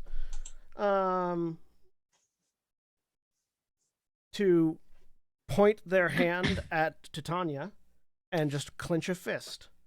And Titania, I need you to make a charisma saving throw. Shit. Okay. Is this a spell? No. Damn it. It never spells. It never spells. Yeah, counterspell's not going to help a lot in this fight. 17. Nah. A 17 is a failure. You all watch as this entity closes its hand. 4 barred walls drop and lock around Titania, and with a flash of light, they and Titania vanish. Titania, you are banished to a harmless demiplane until the end of the Herald's next turn, Okay. Sounds legit. Fun. as you have been detained. Okay. More banning. You can see- Timeout square. Yeah, that's what we call in moderation a timeout. This is incredibly appropriate because like this is a Ravnica monster. It's very appropriate for the band references. Oh, we're playing against white blue right now. Yeah, this is one of the Azorius boss monsters. Yeah, this checks out. Sin. I think All it's right. technically me, but I mean, We have the same initiative. yeah, but I have 20 decks. I Yeah, have a that's- 20 so decks. does Sin. Oh my That's what god. I Okay, mean. cool. We have All the right, same cool. initiative. I didn't realize your decks was Yeah. that high. That's awesome. Okay. That's the point. The point after in the turn order is your dexterity divided by 10. Yeah, I don't have that No. enabled, but Yeah. okay, yeah. Cool. So Sin, who is looks like about a 17-year-old human male. Very sort of fresh face, almost innocent looking, which looks weird on Sin. Because innocent doesn't suit him well. Looks around really quickly judges where everybody, all of the opponents are. Says, you know, what's good for the cow is good for the bull, and is casting Psychic Scream. All right. So they all have to make I believe it is, and it is 90-foot range, whoever you choose. Yes. They have to make intelligence saves DC 19. Are Yeah, you everything in also this room is a targeting? target. Are you also targeting the lions? Yes. Just want to make sure. Wanted to make sure it was stated for PETA while they're watching our show. Yeah, fuck PETA. All right. Intelligence save, you A said. lot of ones, but there's a few sixes in there too, so it's Yeah. not too bad. I'm hoping that the lions at least are not immune to stun. So the lions, natural 20 and a 17. The fuck? Is that 17 higher than a 19? How high is the lion's intelligence? The 17 is the roll and also the score. Okay. Okay, so- good. Let's see. The Herald of Eternity rolls a 24. Okay, yeah, that's not surprising. The Herald of Victory rolls a 19. Yeah. And the Herald of Is it Epiphany. half? What? Yeah, Is they it take half? half. Is it They take half? half. And the Herald of Epiphany rolls a natural 20. The Herald of Epiphany's line is also the one that rolled natural 20. Well, fuck them. Then those that save take 21. Hopefully, at least the lion is not immune to being stunned. So the lion is not immune to being stunned, nor does it, and it takes the full amount of damage. Yep. The and is heralds are stunned. all resistant to psychic damage, Fair enough. so they take half of half. Yep. They take 10. Which one is stunned? The northern lion. The northern lion is stunned. The northern lion. That sounds like a landmark. Well, Right. it's also a YouTuber. The northern lion is stunned.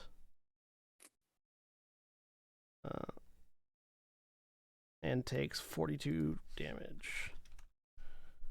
The regular lion is not resistant, so it takes the half, which is 21. Correct. And then the all heralds take 10. Correct. All right.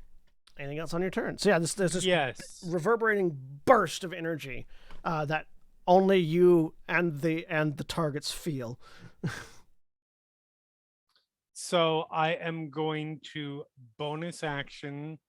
I am going to target this fucker right here with a maddening hex. All right.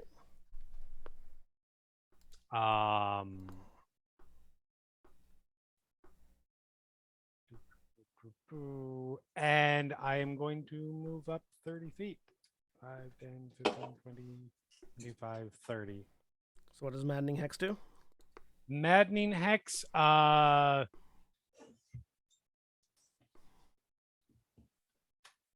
use causes psychic disturbance around the target. Oh, wait. Sorry, not Maddening Hex. Sorry, not Maddening Hex. Hexblade's Curse. Hexblade's Curse. The other bonus, yeah, I grabbed the wrong bonus. Yeah. So, yeah. Okay. So it's enhanced hex. Correct. Gotcha. All right. As we go to Grummond's turn, that's where we're actually going to take a break real quick. So next up is Grummond, but we are going to take a break really quick. Those of you that are watching, please stay tuned for these commercial messages. And also remember, when we take our break, you take your break. So stand up, stretch your legs, move around, whatever you need to do. We'll be back in just a few minutes.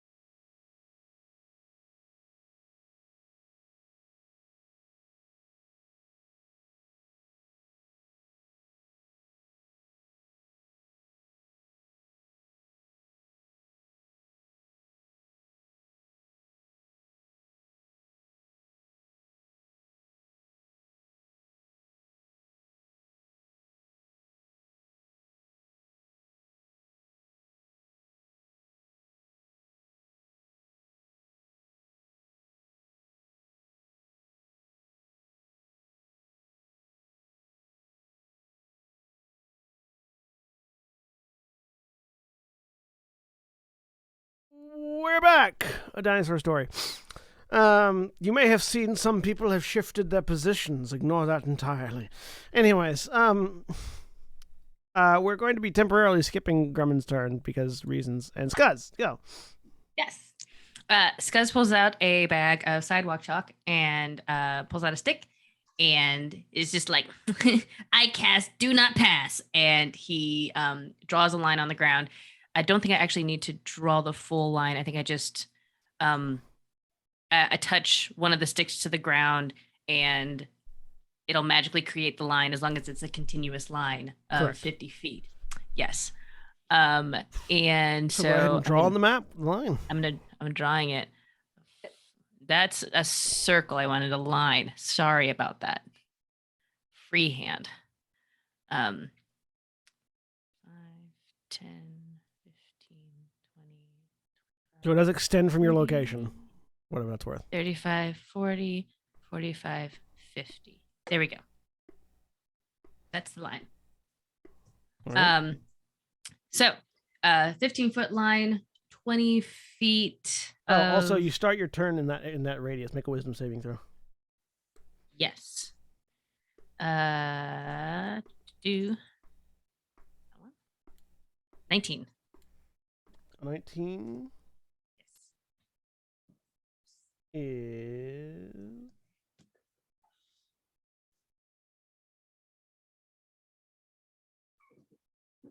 hang on. Yes, a 19 is a success, so you take half damage. Great.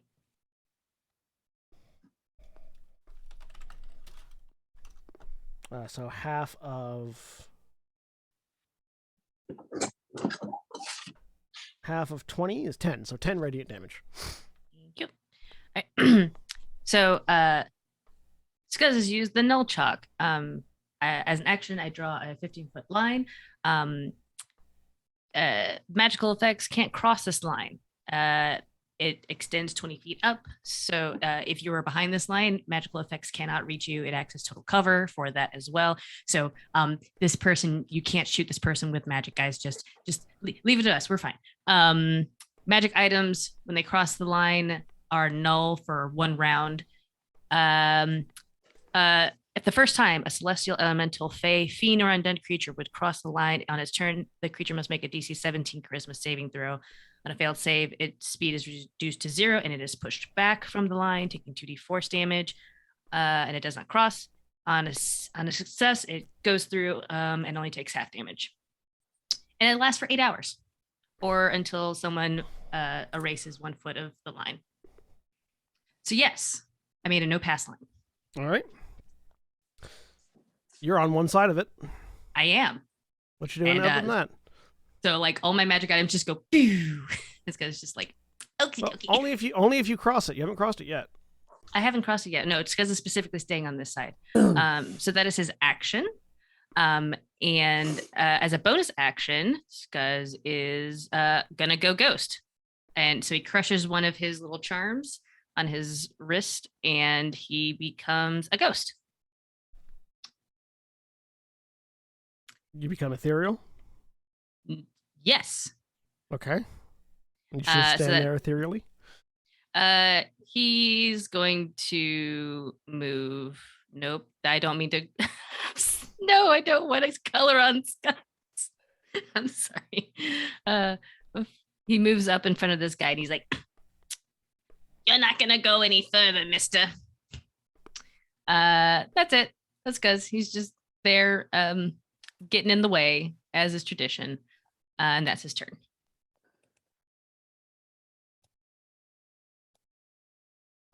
All right. Grummond? I am, I think, technically up. It's trying to. There we go. Finally loaded in this time. Okay. So Grummond will move to here, and then is going. This lion is stunned. Yes, that's what that Yes. icon means. Yes. Okay. So I'm going to punch this lion. Which line? The other lion that is in range of me. Okay. Okay.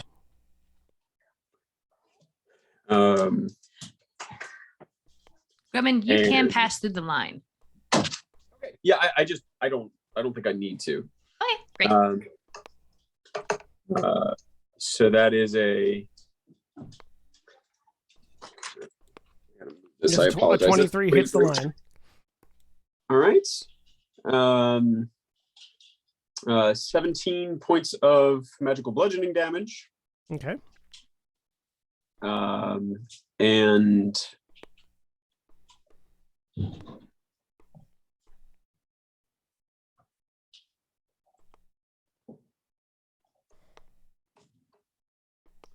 3 points of force damage. And 3 points of electric damage. Right. And I would like to spend a key point to try to stun it. Okay. What's the save on that?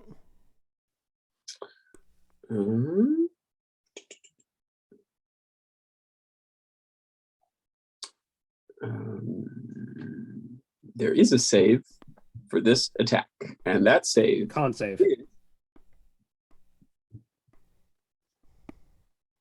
I actually know what the DC is. I know what the ability is. 18. It fails. It's stunned. All right. So its rider is no longer. So everybody gets advantage on attacks against it, right? And its rider now doesn't get the disadvantage, right? No, the rider still has. The bond is still in effect. The creature is just stunned. It's a magical bond. Okay. The mount is protecting the rider. It's so long as the rider is on the mount, attacks against it have disadvantage. Okay. That is a discussion for us to have later. It's magic. It's not like physical. It's not an activated ability. It is an inherent part of the creature's existence, which doesn't go away when it's stunned. Sure. Okay. So I'm going to the other thing I'm forgetting with the gi is its speed is 5 less now. I'm gonna spend 2 more key points to make an attack against the rider without disadvantage. Drunkard's luck. What? I just rolled damage. Damn it. That is a 22 to hit. 22 hits the rider. And apparently 10 points of damage. And then so 6 points of force damage and 4 points of electric damage. It takes only 2 points of the electric damage, but takes the full 6 for the force. Okay. So those are my 2 regular attacks. And then we'll I think take another again, both of them have been dropped. Their movement's been dropped by 5. I'm going to take another attack against the lion. All right. With advantage, correct? Because it's stunned. Yep.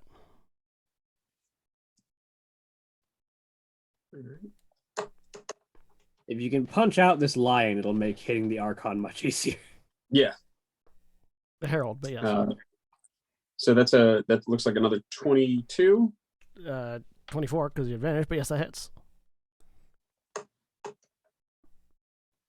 12 points of bludgeoning and 5 points force, 1 point electric. All right. Real quick, how do I respond to a certain person in roleplay? Slash W space name. Thank you. All right, so that's another one against him. I'm going to attack the other lion, the one that is stunned, the north lion. Okay. You're using your Eldritch Claw to attack it? Yes. Right. As you go to throw a punch, the Eldritch Claw slams into an invisible wall above the null shock. Yeah, that one won't go through. Sorry. Magical effects can't cross this line. It does not specify enemy magical effects.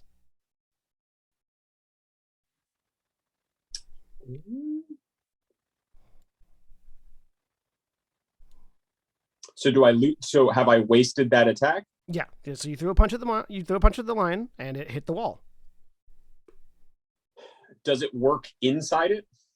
Mm-hmm. You just have to cross the line. Either direction. Uh, Not magical effects can't cross the line in either direction. So Okay. if you Although doesn't crossing the line turn off your magic items?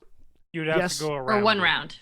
for Yeah. one round, if Oh, crossing the line turns on your magic items, though Scuzz did not yell that part out, Scuzz did yell out that it's going to be hard to attack it across the line. Okay.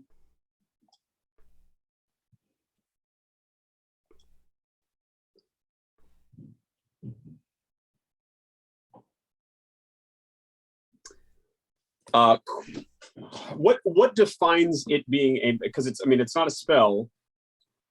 No, it's not a spell. It's a magical effect, though. The description is not spell. It's magical effect.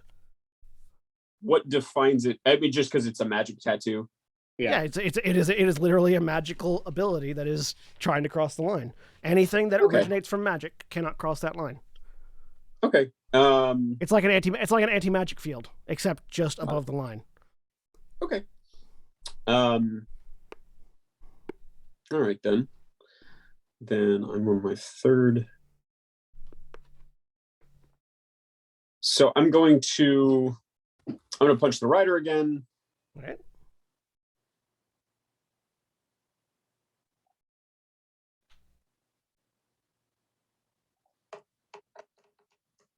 Yeah, like Natural one. if a person was like standing immediately across the line from you, you could punch them physically. But because your Eldritch Claw is a magical effect, it can't pass the null chalk. No, I get it. Yeah. So natural one. All right, so misses. And let's see. So it's Whoop. All right. Oh. Still there? Yep, still there. Yep. All right. Okay. So I will try that one more time, and then I have to move on.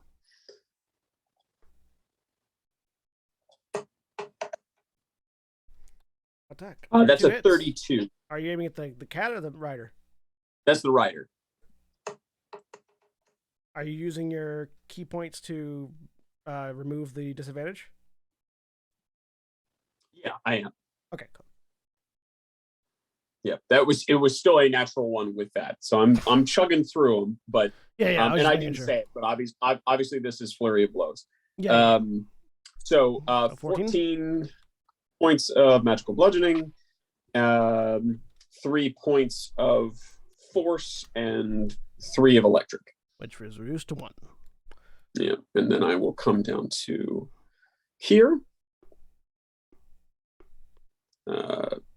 Beg pardon, come down to here. And we'll attack. No, actually, I was right the first time. I don't want to attack Annabella. I want to attack this person. And we'll use my Eldritch Claw. This is 20. 20. Yeah, 20 hits. This is not a disadvantage, right? I don't have to cancel No, this out. is not a disadvantage, no. This one does not have a rider. This one has wings, unlike the other two, who have wings, but they don't seem to be useful. Okay. So 14 points of magic bludgeoning, 6 points of force damage, and 2 points of electric. All right. A lot of attacks. That's actually 2 less than I could have done on the others. If I could have reached them, I could have done 2 more. All right. And then for my bonus, and no, I'm just fucking. That's it. All right. At the end of your turn, the Angel of Victory is going to use 2 legendary actions. She points that flaming longsword to the ground next to her, to a point right here. Right where? Get the fuck out. Between Ithram and Grummond. Hang on, I need to see what the range on this is. Are you? I feel have like- to ask, is this a spell? This is a spell, yes. Then fuck that. Okay, yeah. Let's see if you can do it. If not, then I'll. What level are hit you? it. We What gotta use level our are you casting the? counterspell Yeah. sometime. What level are you casting the counterspell at? Let's try 5th. All right, you'll need to roll. All right. So intelligence roll. Yeah. 1 second. Oh, good. Because it's been so long since I've actually It's had to do been. anything. Yeah. Let's see.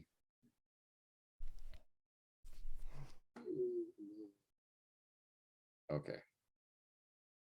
Okay, there we go.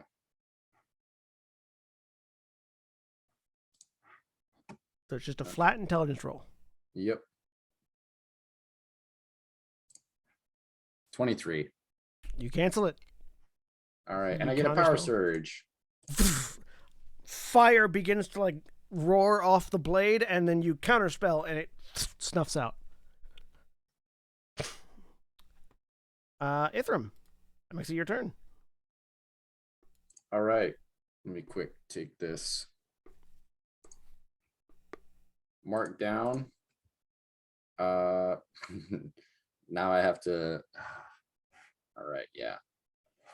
So yeah, I'm going to use my 6th level spell slot and attempt to hold the Avatar Victory, the one next to Annabella. The Herald of Victory. All right. Yes. What's the save? I believe here. I'll throw it in chat. It is a wisdom saving throw. Are you out of 5th level spells, or do you actually want to hit a second target with that? I'm out of 5th level spells. So even with the advantage that this one has against saving against spells, they rolled a 17. Awesome. My DC is 19. And while they have legendary actions, they don't have legendary resistances, so they do not get to resist it. Awesome. So yeah, the red electrical energy kind of crackles out and then wraps around and solidifies into actual like bindings around them. So they are paralyzed. And paralysis is the good shit. Paralysis is the good shit. And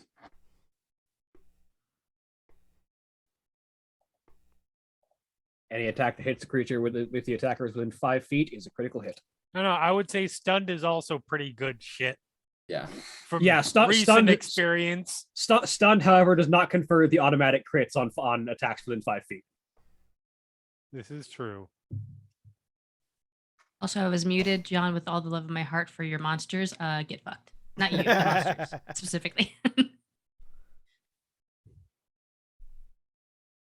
It's all right. They understand. I don't I'm want them still to. I gonna- want them to get fucked.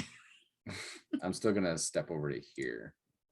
I do like how actually. y'all have left Scuzz to fend for themselves against the Herald of Eternity and its giant cat. Scuzz is ready. If this is how he goes, he wants to go in a shining bacchanal of I'm not angels. gonna get in front of my friend going 1v1 me, bro. Look, you don't In know my what my defense- plan is. In my defense, Annabella is kind of Grumman's helper in the kitchen, so he has a vested interest in protecting her. I'm just saying. Absolutely. Scuzz is like, I'll protect my friends on this side of the line. I'll start moving this way so that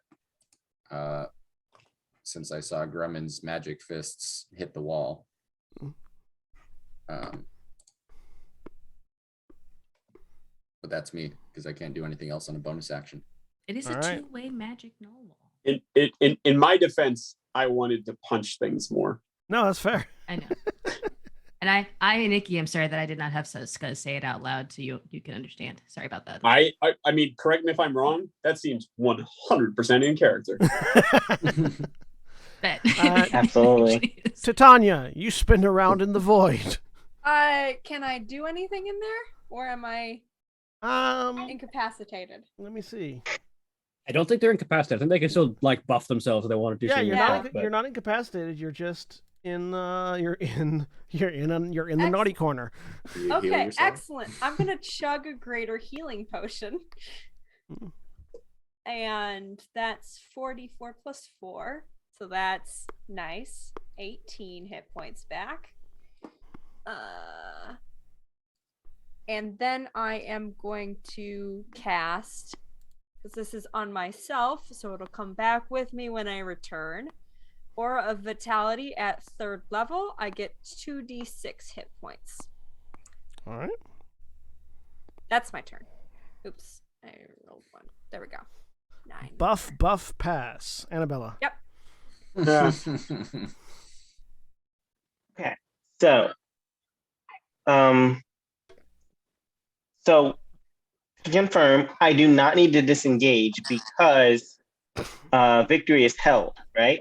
Yes. Yes, they are paralyzed. Yes, They cannot victory take has been actions or reactions. I'm victory has holding been victory. stalled. Also, attack rolls against the creature have advantage, so if you shoot it at point blank, you don't suffer disadvantage and you auto crit. Awesome. Okay. So, That's only if you shoot it at point blank. If you run away, you don't get the auto crit. oh wait. Okay. So if I wait a second. So if I stayed there, I could shoot it at point blank.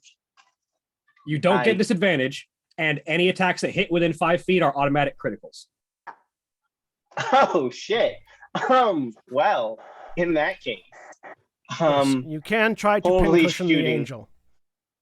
So if I pincushion the angel, I can still move afterwards, right? Yeah. Because I still have a move action after that. Yeah. Absolutely. Then Fuck Camille's this words, angel not up. mine, but fuck yes, America.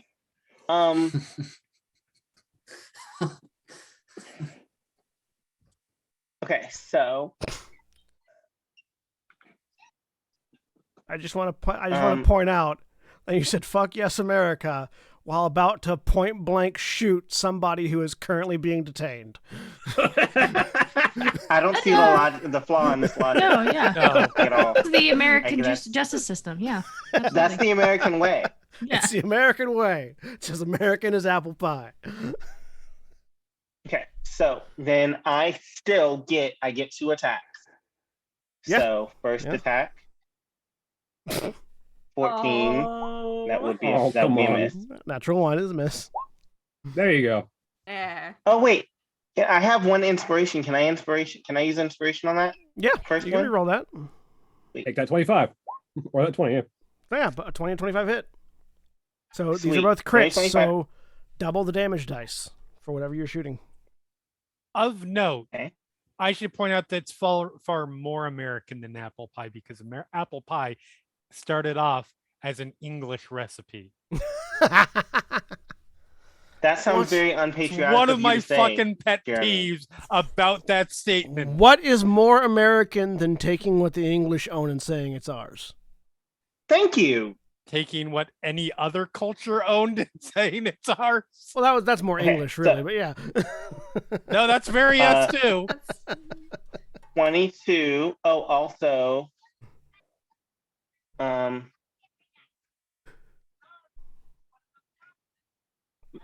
I also am doing my what do you call it?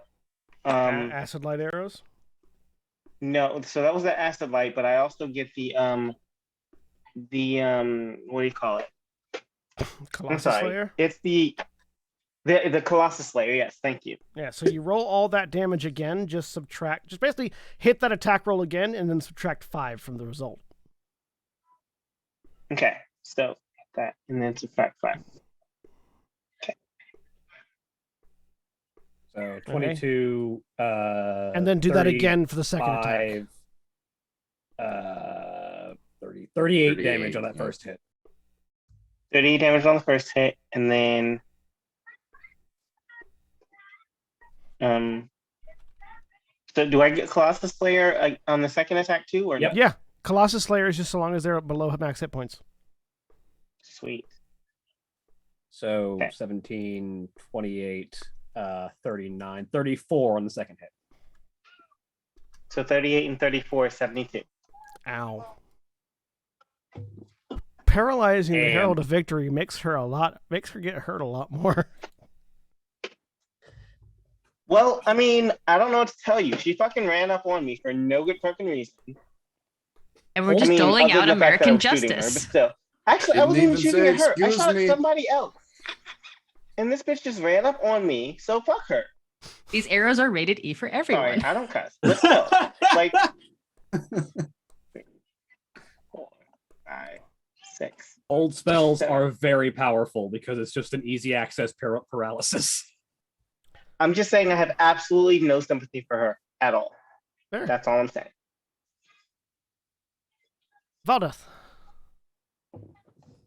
All right. This lion needs to die. So, Valdeth sort of brings their right hand over to the sheath where the star metal gunblade is, and as she goes, there's this trail of ash that starts to trail off of her hand as she activates her own Eldritch Claw tattoo, and she brings their hand down to the sheath. And in a blur of motion, there's a noise like a gunshot as she pulls the trigger as the swing comes out on the first attack. As this just trail, this like lightning sort of arcs off her hand onto the sword. And there's this trail of ash and lightning across the swing. As the first attack with advantage, Are you moving close enough to hit, or are you? I activated my Eldritch Claw tattoo. Oh, That was okay. the ash. Right.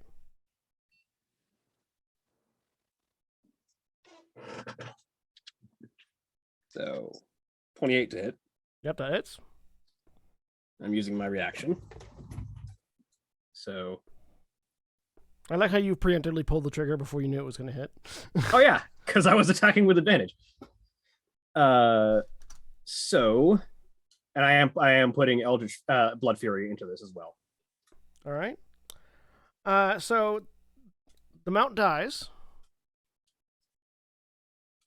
As it dies,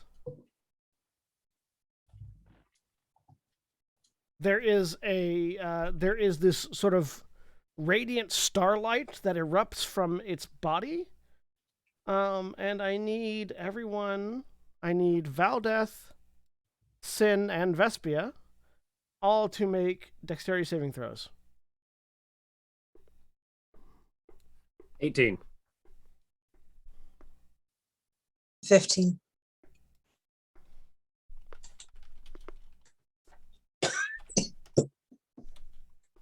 Twenty. 18 and 20 succeed, 15 fails. Which is good. Vespia, you take 40 points of radiant damage. Sin and Valdeth, you both take 20. I take Oh, none. for crying out loud! How is that good? I mean, good because the people with Sin who has less hit points didn't take more damage.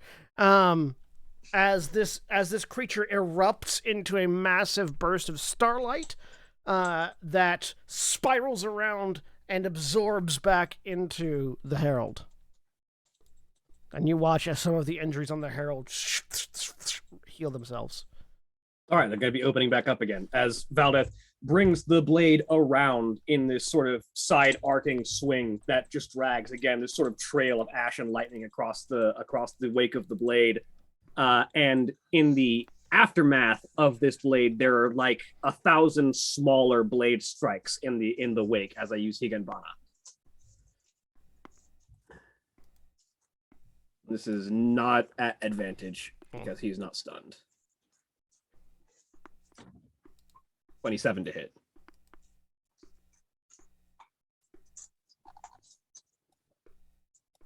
Which is going to be another Blood Fury charge.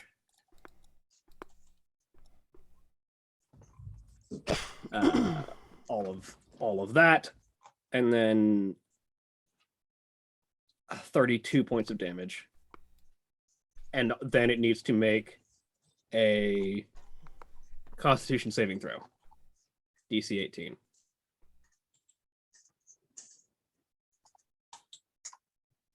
How much damage was that? 32. 5 of which was lightning because it has resistance to that. So. Yes.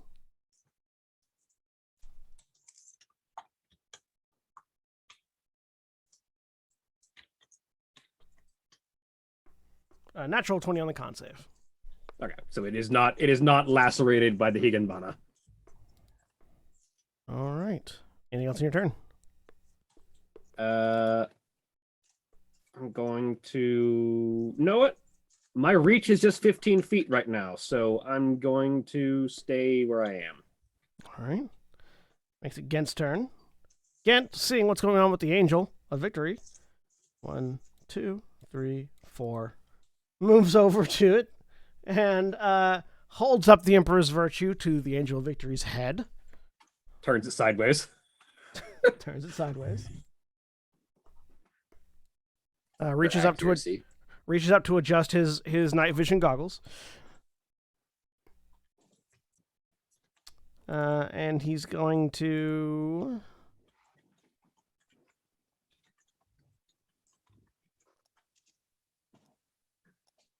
Oh yeah, no, he's gonna shoot them with a bite bullet.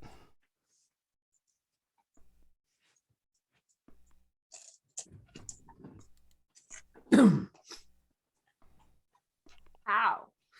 Well, that's the effect. Yo, turning it sideways only counts if he says motherfucker when he does it. Surprise, motherfucker. It's Gent though. So that's just damage for if he hits. So hang on. Because it's part of the shot. There it is. 23. So yeah, he hits. So that's gonna do double damage. I was gonna roll another d10. Does Gent have crossbow expert that makes him not suffer disadvantage in melee? He might, but that still doesn't confer the advantage. Yeah. Because it's not. Well, still no, a melee because attack. the thing about it is that attacks against a paralyzed creature have advantage. It's just that if he don't have that, then it just cancels out the disadvantage from being in melee.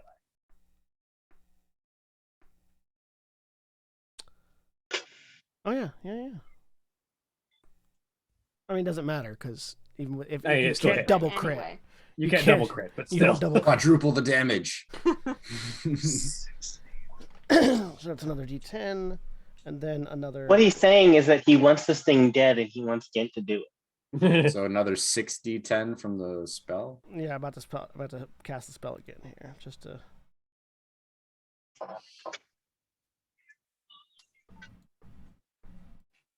So that's going to be ignoring the second part. 7 plus 12 plus 5. 77 points of damage. So I get adjusts the glasses and fires, and there is just this Vanta Black explosion that comes out the barrel of the gun, and when it's gone, when that explosion fades away, the upper half of the angel is gone, and the lower half hits the ground. Okay, so seriously, it doesn't matter that this is out of character for Gent. He literally needs to say "surprise, motherfucker." Otherwise, it doesn't count. Like it. I mean, what else do we do here? He just split this motherfucker in half. Like, So- what else do we do here? Holds the gun up. That still has little bits of arcane smoke trailing off the barrel. Surprise, motherfucker. Done. Blows you the for smoke. that. Thank you for indulging me. Some fries, motherfucker. Some fries, Missed it. motherfucker. That's his turn. You notice that as that angel dies, a crack forms in the barrier around the seal that it had been standing on.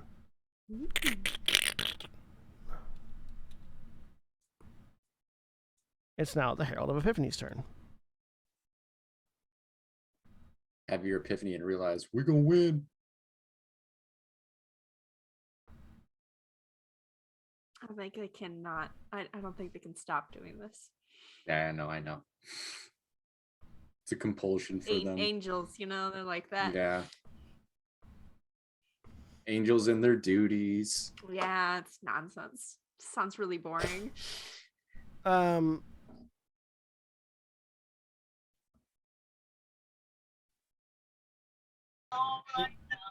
The Herald of Epiphany raises a hand and brings it down as two spectral hammers slam down, one towards Vespia and one towards Sin. Is this a spell? No, this is an attack.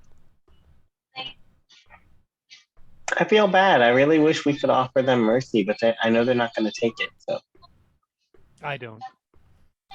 No, of course you Does don't. does a 14 Warlock hit? of Galadir. Mercy isn't in your vocabulary. Does a 14 hit Sin? No. Does a 27 hit Vespia? What Yes. the fuck? Wow, there's a difference. What does this motherfucker have against Vespia? 'Cause Jeez. So that's going to be 11 bludgeoning and 19 force damage to Vespia, plus strength saving throw. Okay, hold on.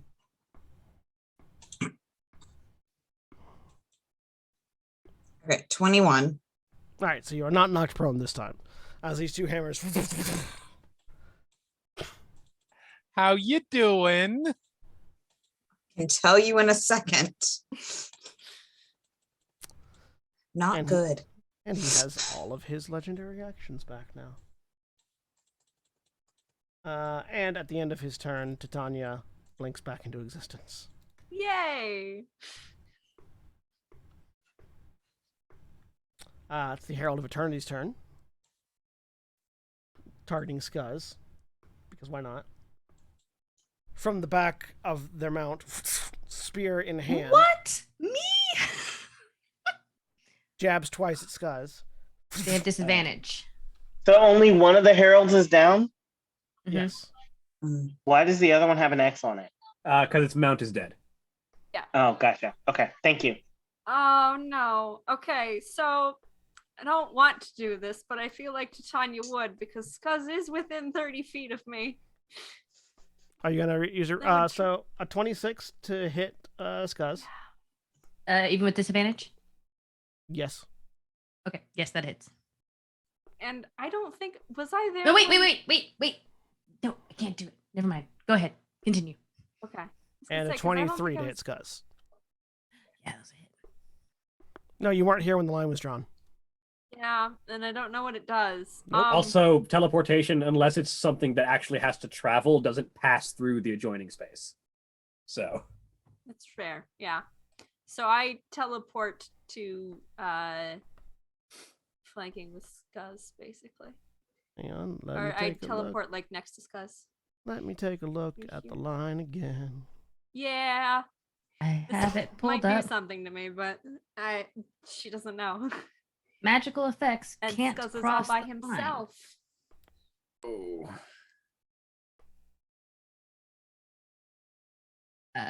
Targets on the other side of the line are considered to have full cover for the purpose of targeting magical effects. Magical Yeah. items that So cost- that's the thing. It's not this effect. While the movement is a teleport, the effect is still targeting. So Titania, you you stop as you Oh, you okay. teleport and you end up not as close as you thought you were going to be. Got it. Okay. And then I can't make an attack because I'm not close enough. So that's me. Man.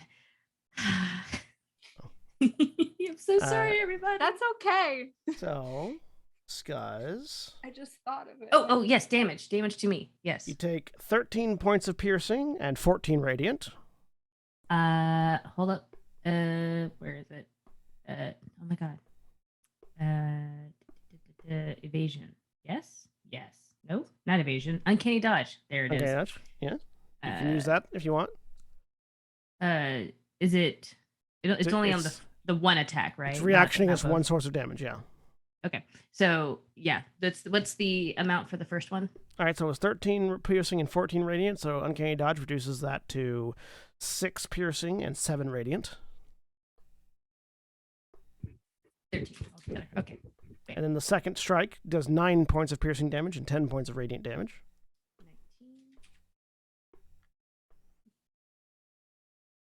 19. And the mount also attacks on the herald's turn. Yeah.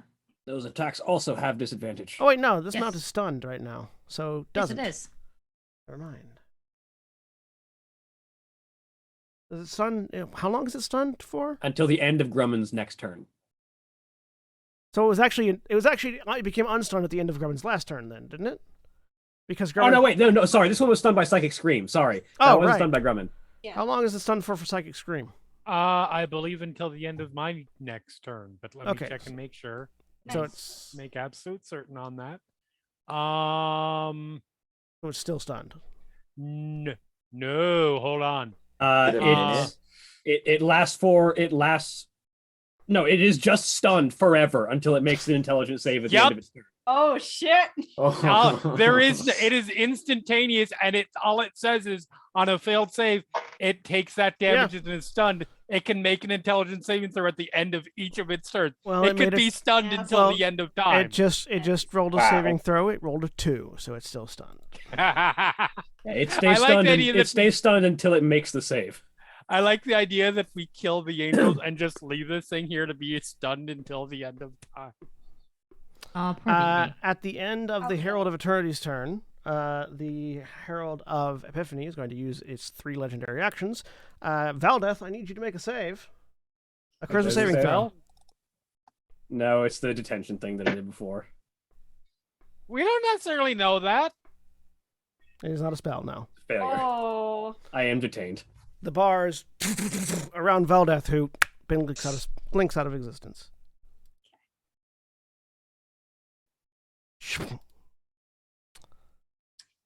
Vespia, who, if anybody wants to know, is not doing great. no. She yeah, is not. exactly. No. Hang in there until my turn. Stay within my radius. Please. Well, um, Vespia, being very intelligent and highly pissed off right now, is going to just get right up on this guy. And she will say, well, if I'm going down, so are you. And once I fix that, we'll make my attack. 26 to hit. 26 hits.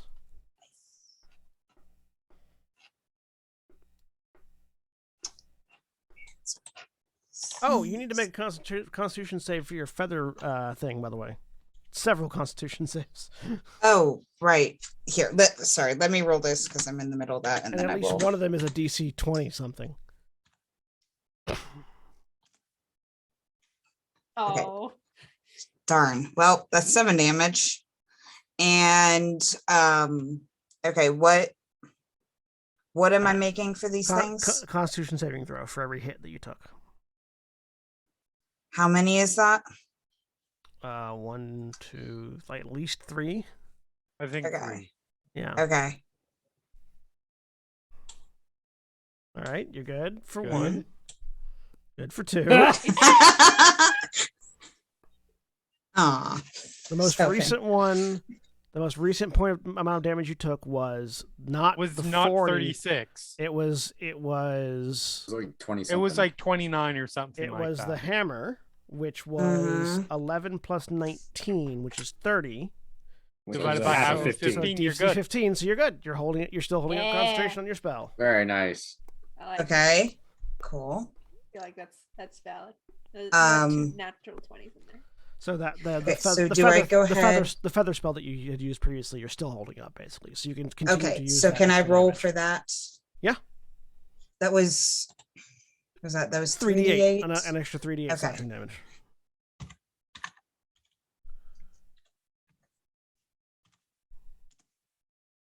Okay, 20. All right. And she's going to cast another. I'll note that it's either you use the next feather in your Zephyr's feather or you cast something else because it does Okay. require you to use. Then your- I'll just use the next one. Yeah. Anything else? Nope. Nope, I'm Alright. going down after this. All right. Sin. All right. Sin will they did have a different plan, but now that Zelda stuff, Sin is gonna come here. Oh, I'm just gonna scooch by you here for a second, and is going to Excuse me. pull up the sword Oh, and is gonna go ham. Make the attacks. All right. So hold on. I need to see how many attacks I have. It's a cat though. There's no hand. No. I think it's 2. As a hex Oh, blade, just yes, you with should have 2 these. attacks. Yeah, Why are 2 you there? attacks. So I'm flanking. Assuming you took Thirsting Blade with your, I don't know. I believe I did.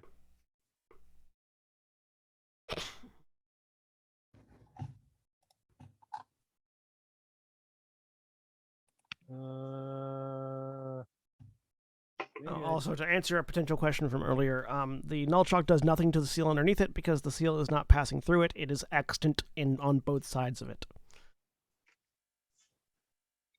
Cool. Rad. So. Always fun to check. No, yeah, I'm good. All right. So And the seal can't move, so it doesn't get the shunting thing that would otherwise have happened.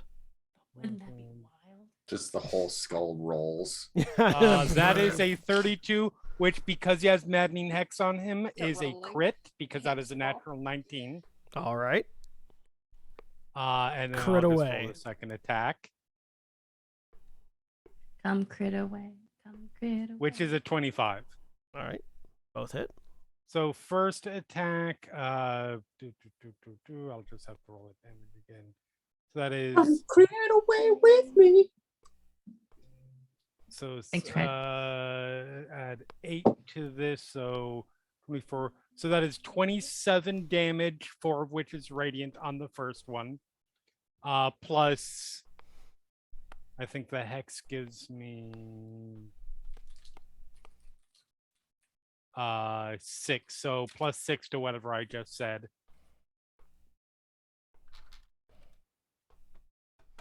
So 33. All right. And then 21, 4 of which is radiant on the second attack. And then another 6 from your hex.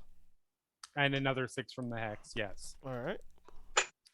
And 7. then anything good to bonus action with? Oh shit, I should have done that.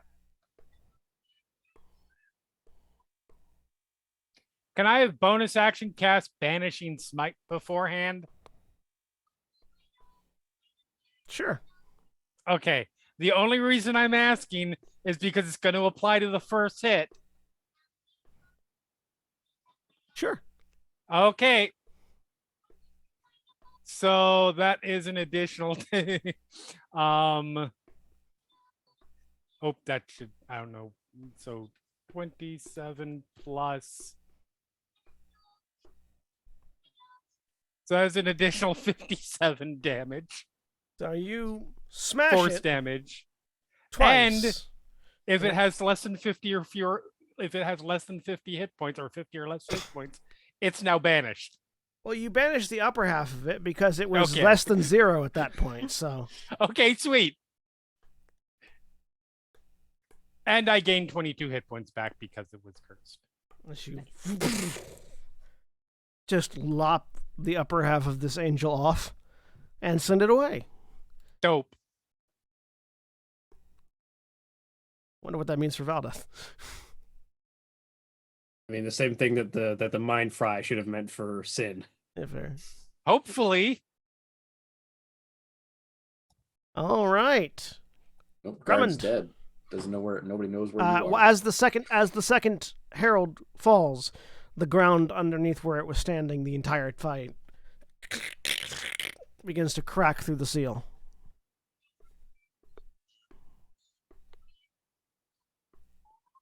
If you're talking, Craig, we can't hear you because you're muted.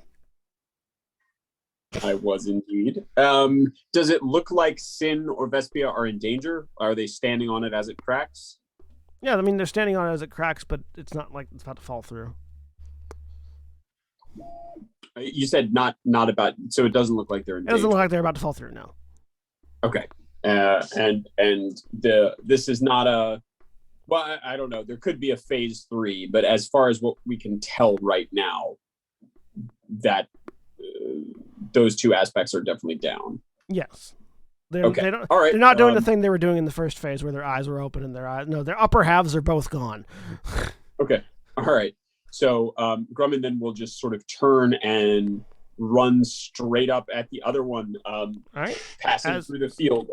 And Yep. I guess as I do so, All your magic items does it deactivate for a round. okay. So these do not currently count as magical attacks then. No, they still do because they- you have monk powers. Monk powers. Like Oh, Yeah. okay, great. your regular like magic stuff still works on site, just like magic items. Also, Got Monk it. powers laugh at their spells. that right. lion is still stunned. Oh, cool. Well, I will roll that again then. 21. 21 hits it. Okay, so that is 14 points of damage. Now I know I'm not getting bonus from the Eldritch Claw, but am I getting bonus damage from the Behir meat still? Yes, because the Okay. Behir meat is internal. Four additional electric points of damage. All right. And a second punch, I'm assuming. Yes, although it's stunned for until it makes a save. Yeah. I'll spend an extra key point just to fuck it up, just in case it tries to save. Are you trying to stunning fist it or punch it more? Yeah. So Oh, it I mean, has to make. It's already stunned. You can't double stun it. Oh, okay. Yeah, so that'd be a waste of a key point. Stun doesn't stack. Fair. I can't stun it in new and interesting ways. I mean, you can. It's just that stun would wear off before the other stun does. All right. That's that's what prevents you from just stun locking someone for an So entire. I don't know why I'm not rolling an advantage. 19. 19 hits. All right. So 12 points of magical bludgeoning damage, Mhm. and 3 points of electric damage. Oh, and I need to make a wisdom saving throw when you enter the field around him. Oh, sure. I forgot about that, even though the aura is there. That is a 14. I'm assuming that won't do it. That is a failure, yes. I'm gonna re-roll that then. Extra key points. 18. And 18 is a success, so you take half All right, damage. All right. I think no. Well, no, it's a wisdom. Wisdom, so not my dex, yeah. evasion doesn't So affect. 7 halved to 3. 3 radiant damage. Okay, no problem.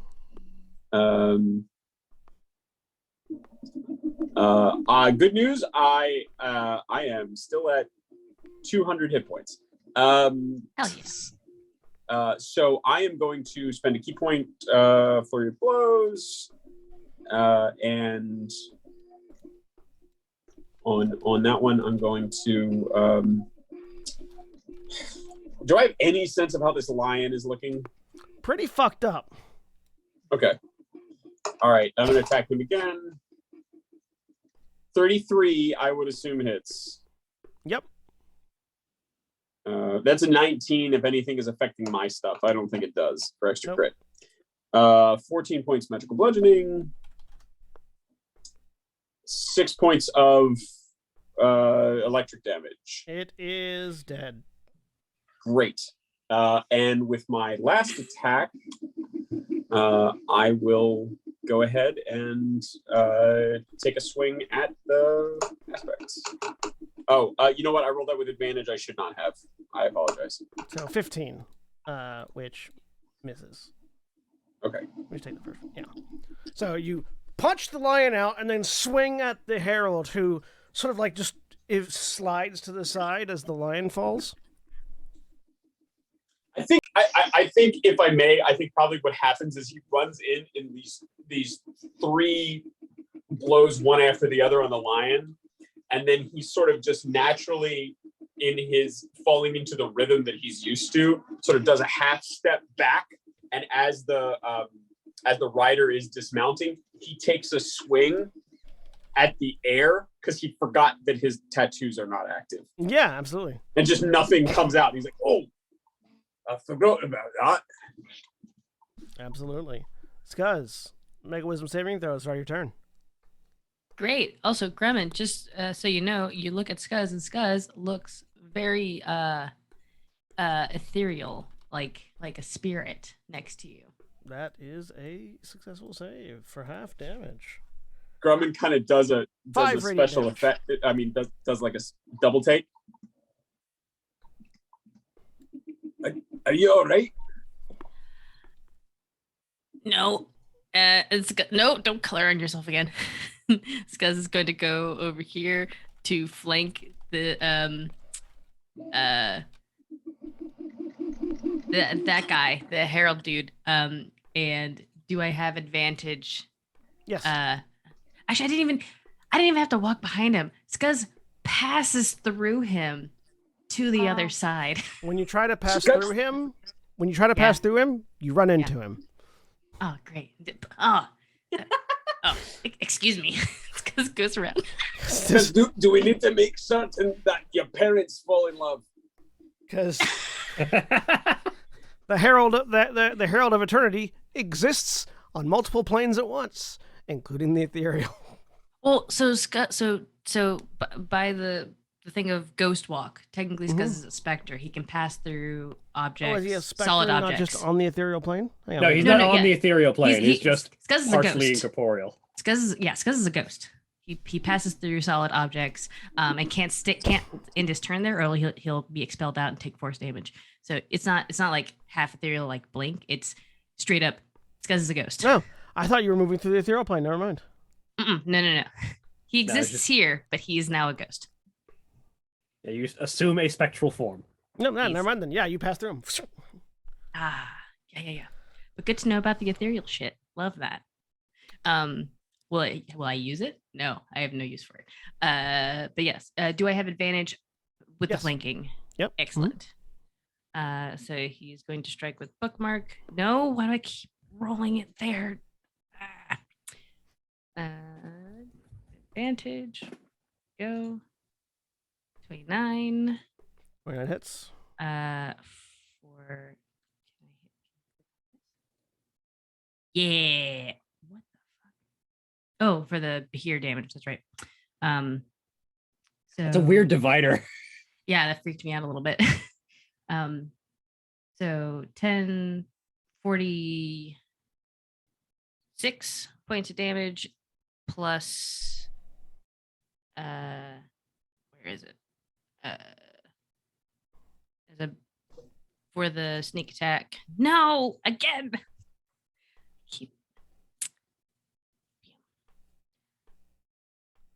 Ignore that one for an extra 23 for Whales of the Dead. So 46 plus 23 is 69. Nice. So Nice. the way I don't think you can hit the same creature twice with Wheels from the Grave. I can because of level 17. Oh, level 17 gives you that. Mhm. Okay. Yep. as the necrotic damage hits it, nothing happens. It is immune to necrotic. The Herald of Eternity is immune to necrotic damage. That's good for him. I don't care. Oh, but he will take another 17 points of damage from Fury of the Small. There you go. Get Fury fucked. Of the small. just anger damage, just small chihuahua damage. And I believe that is it for my turn. Scuzz will hover 10 feet in the air for fun. All right. Hovering 10 feet in the air leaves his immediate threat range, which will provoke an attack of opportunity. Will it put me above the this aura thing that he has going on? No. Never mind then. He won't go that far away because he doesn't want to be attacked, but he really wanted to get out of the aura, so it's a moot point. Scuzz does hover there a little bit though. Just for fun. All right. Not leaving the threatened range though. Titania. Bother Drummond. You skipped me. Oh, what did I? Oh, Ithram. Yep. Sorry. Scuzz, you're ascending.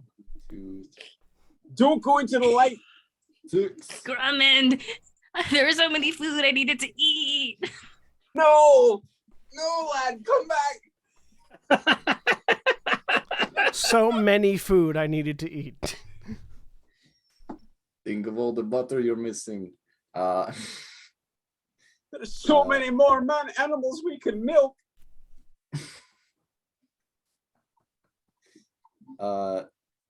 That's not a Scuzz goal. That's a Nikki goal.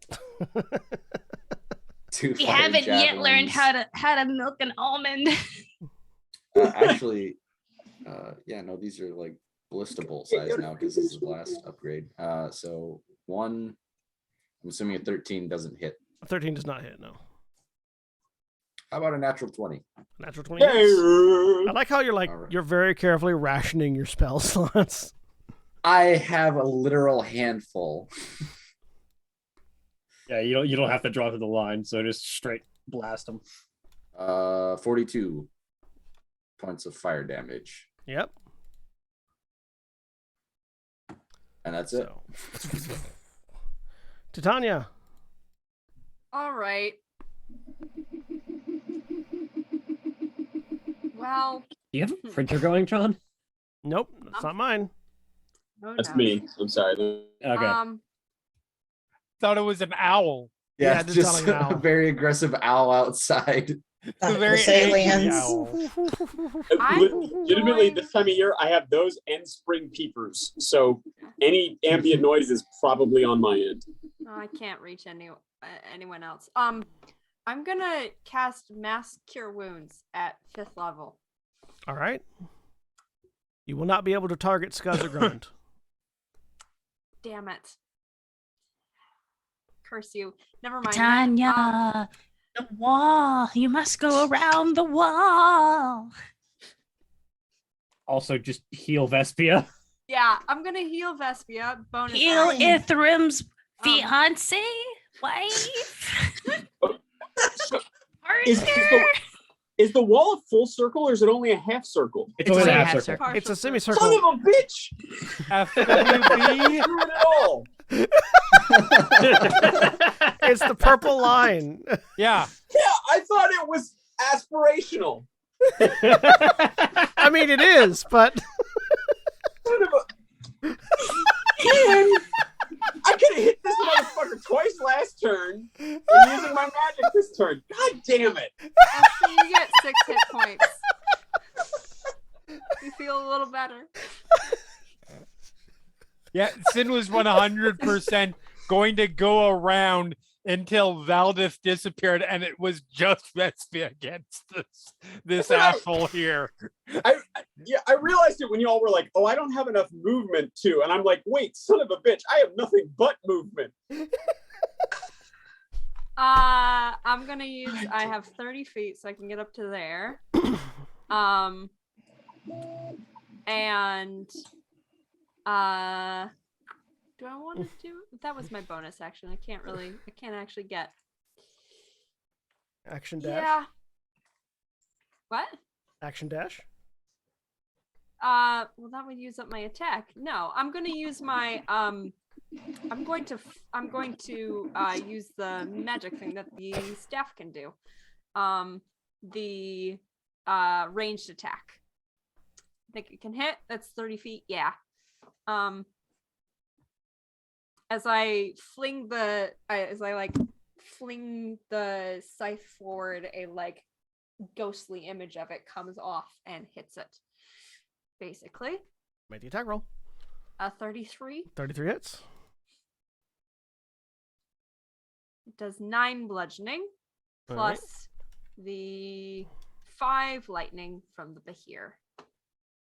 All right. Anything else? That was Wait. my action. Shouldn't that be more than that at this The level? Bahir stuff only applies to melee. It doesn't, because that's coming off of some different things.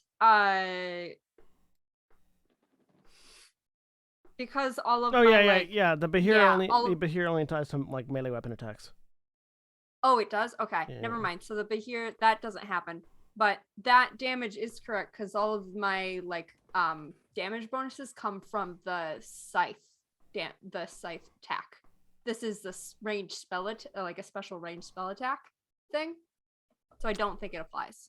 Also, she rolled minimum damage, so Yeah, that too. Rolled crap.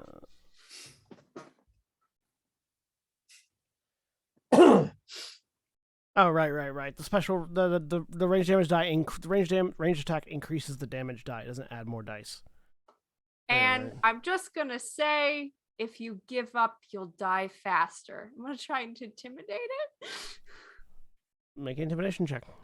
I have advantage because I'm creepy looking. Go ahead. Okay. An 8. You get a sense that these beings being as they are celestial entities, are bound by some sort of pact and thus cannot choose to give up. Okay. All right, that's my turn. I'm done. Annabella. So, 2 questions. Mm-hmm. Number 1.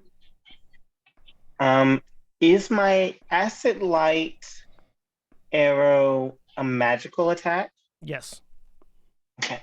So then I need to turn that off. isn't- for it that. is in that, fact- that said, you can just step up here and be around the wall. Yeah. Wait, say that one more time, William. You can just step up to here and you'll be firing around the wall rather than through it. Oh, Yeah, it's just a Mm, wall. It's not I a will do circle. that. Yeah. excellent. a- I it's a actually thought U. it was. Gotcha. I Excellent. thought Okay. I thought the hot pink U, the poorly drawn hot pink U, was very obvious, but maybe she should have made it more. That was obvious. very obvious for people who read, and unfortunately, I don't. So, My name's Trevor. I'm um, 19 and never learned to read. so awesome. So, all right, cool. Well, then, in that case, never mind. My second question is also irrelevant. All right, cool. Then, in that case, I'm going to go ahead and make my 2 attacks. Oh, Vespia, you gained health, by the way. Oh, I did? Yeah. How much? Titania healed you for like 9, I think.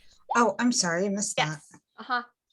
Uh-huh. 24 hits, I'm assuming. Yep, 24 hits, 15 misses. 15 misses. So I actually didn't think to roll it again, I guess.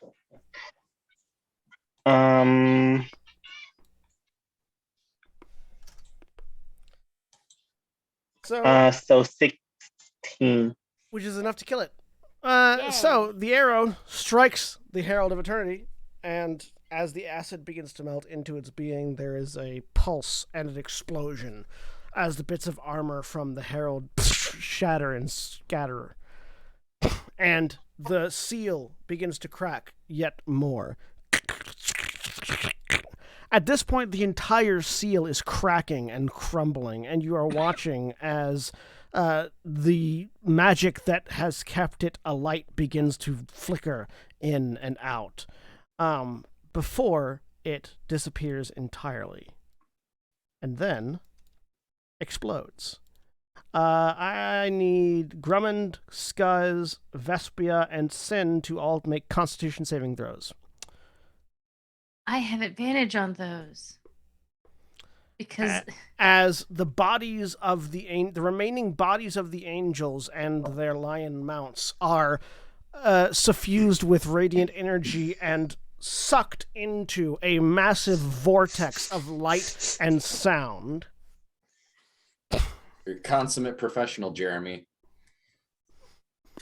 All right. Cool. Wow. Cool. I like the consistency.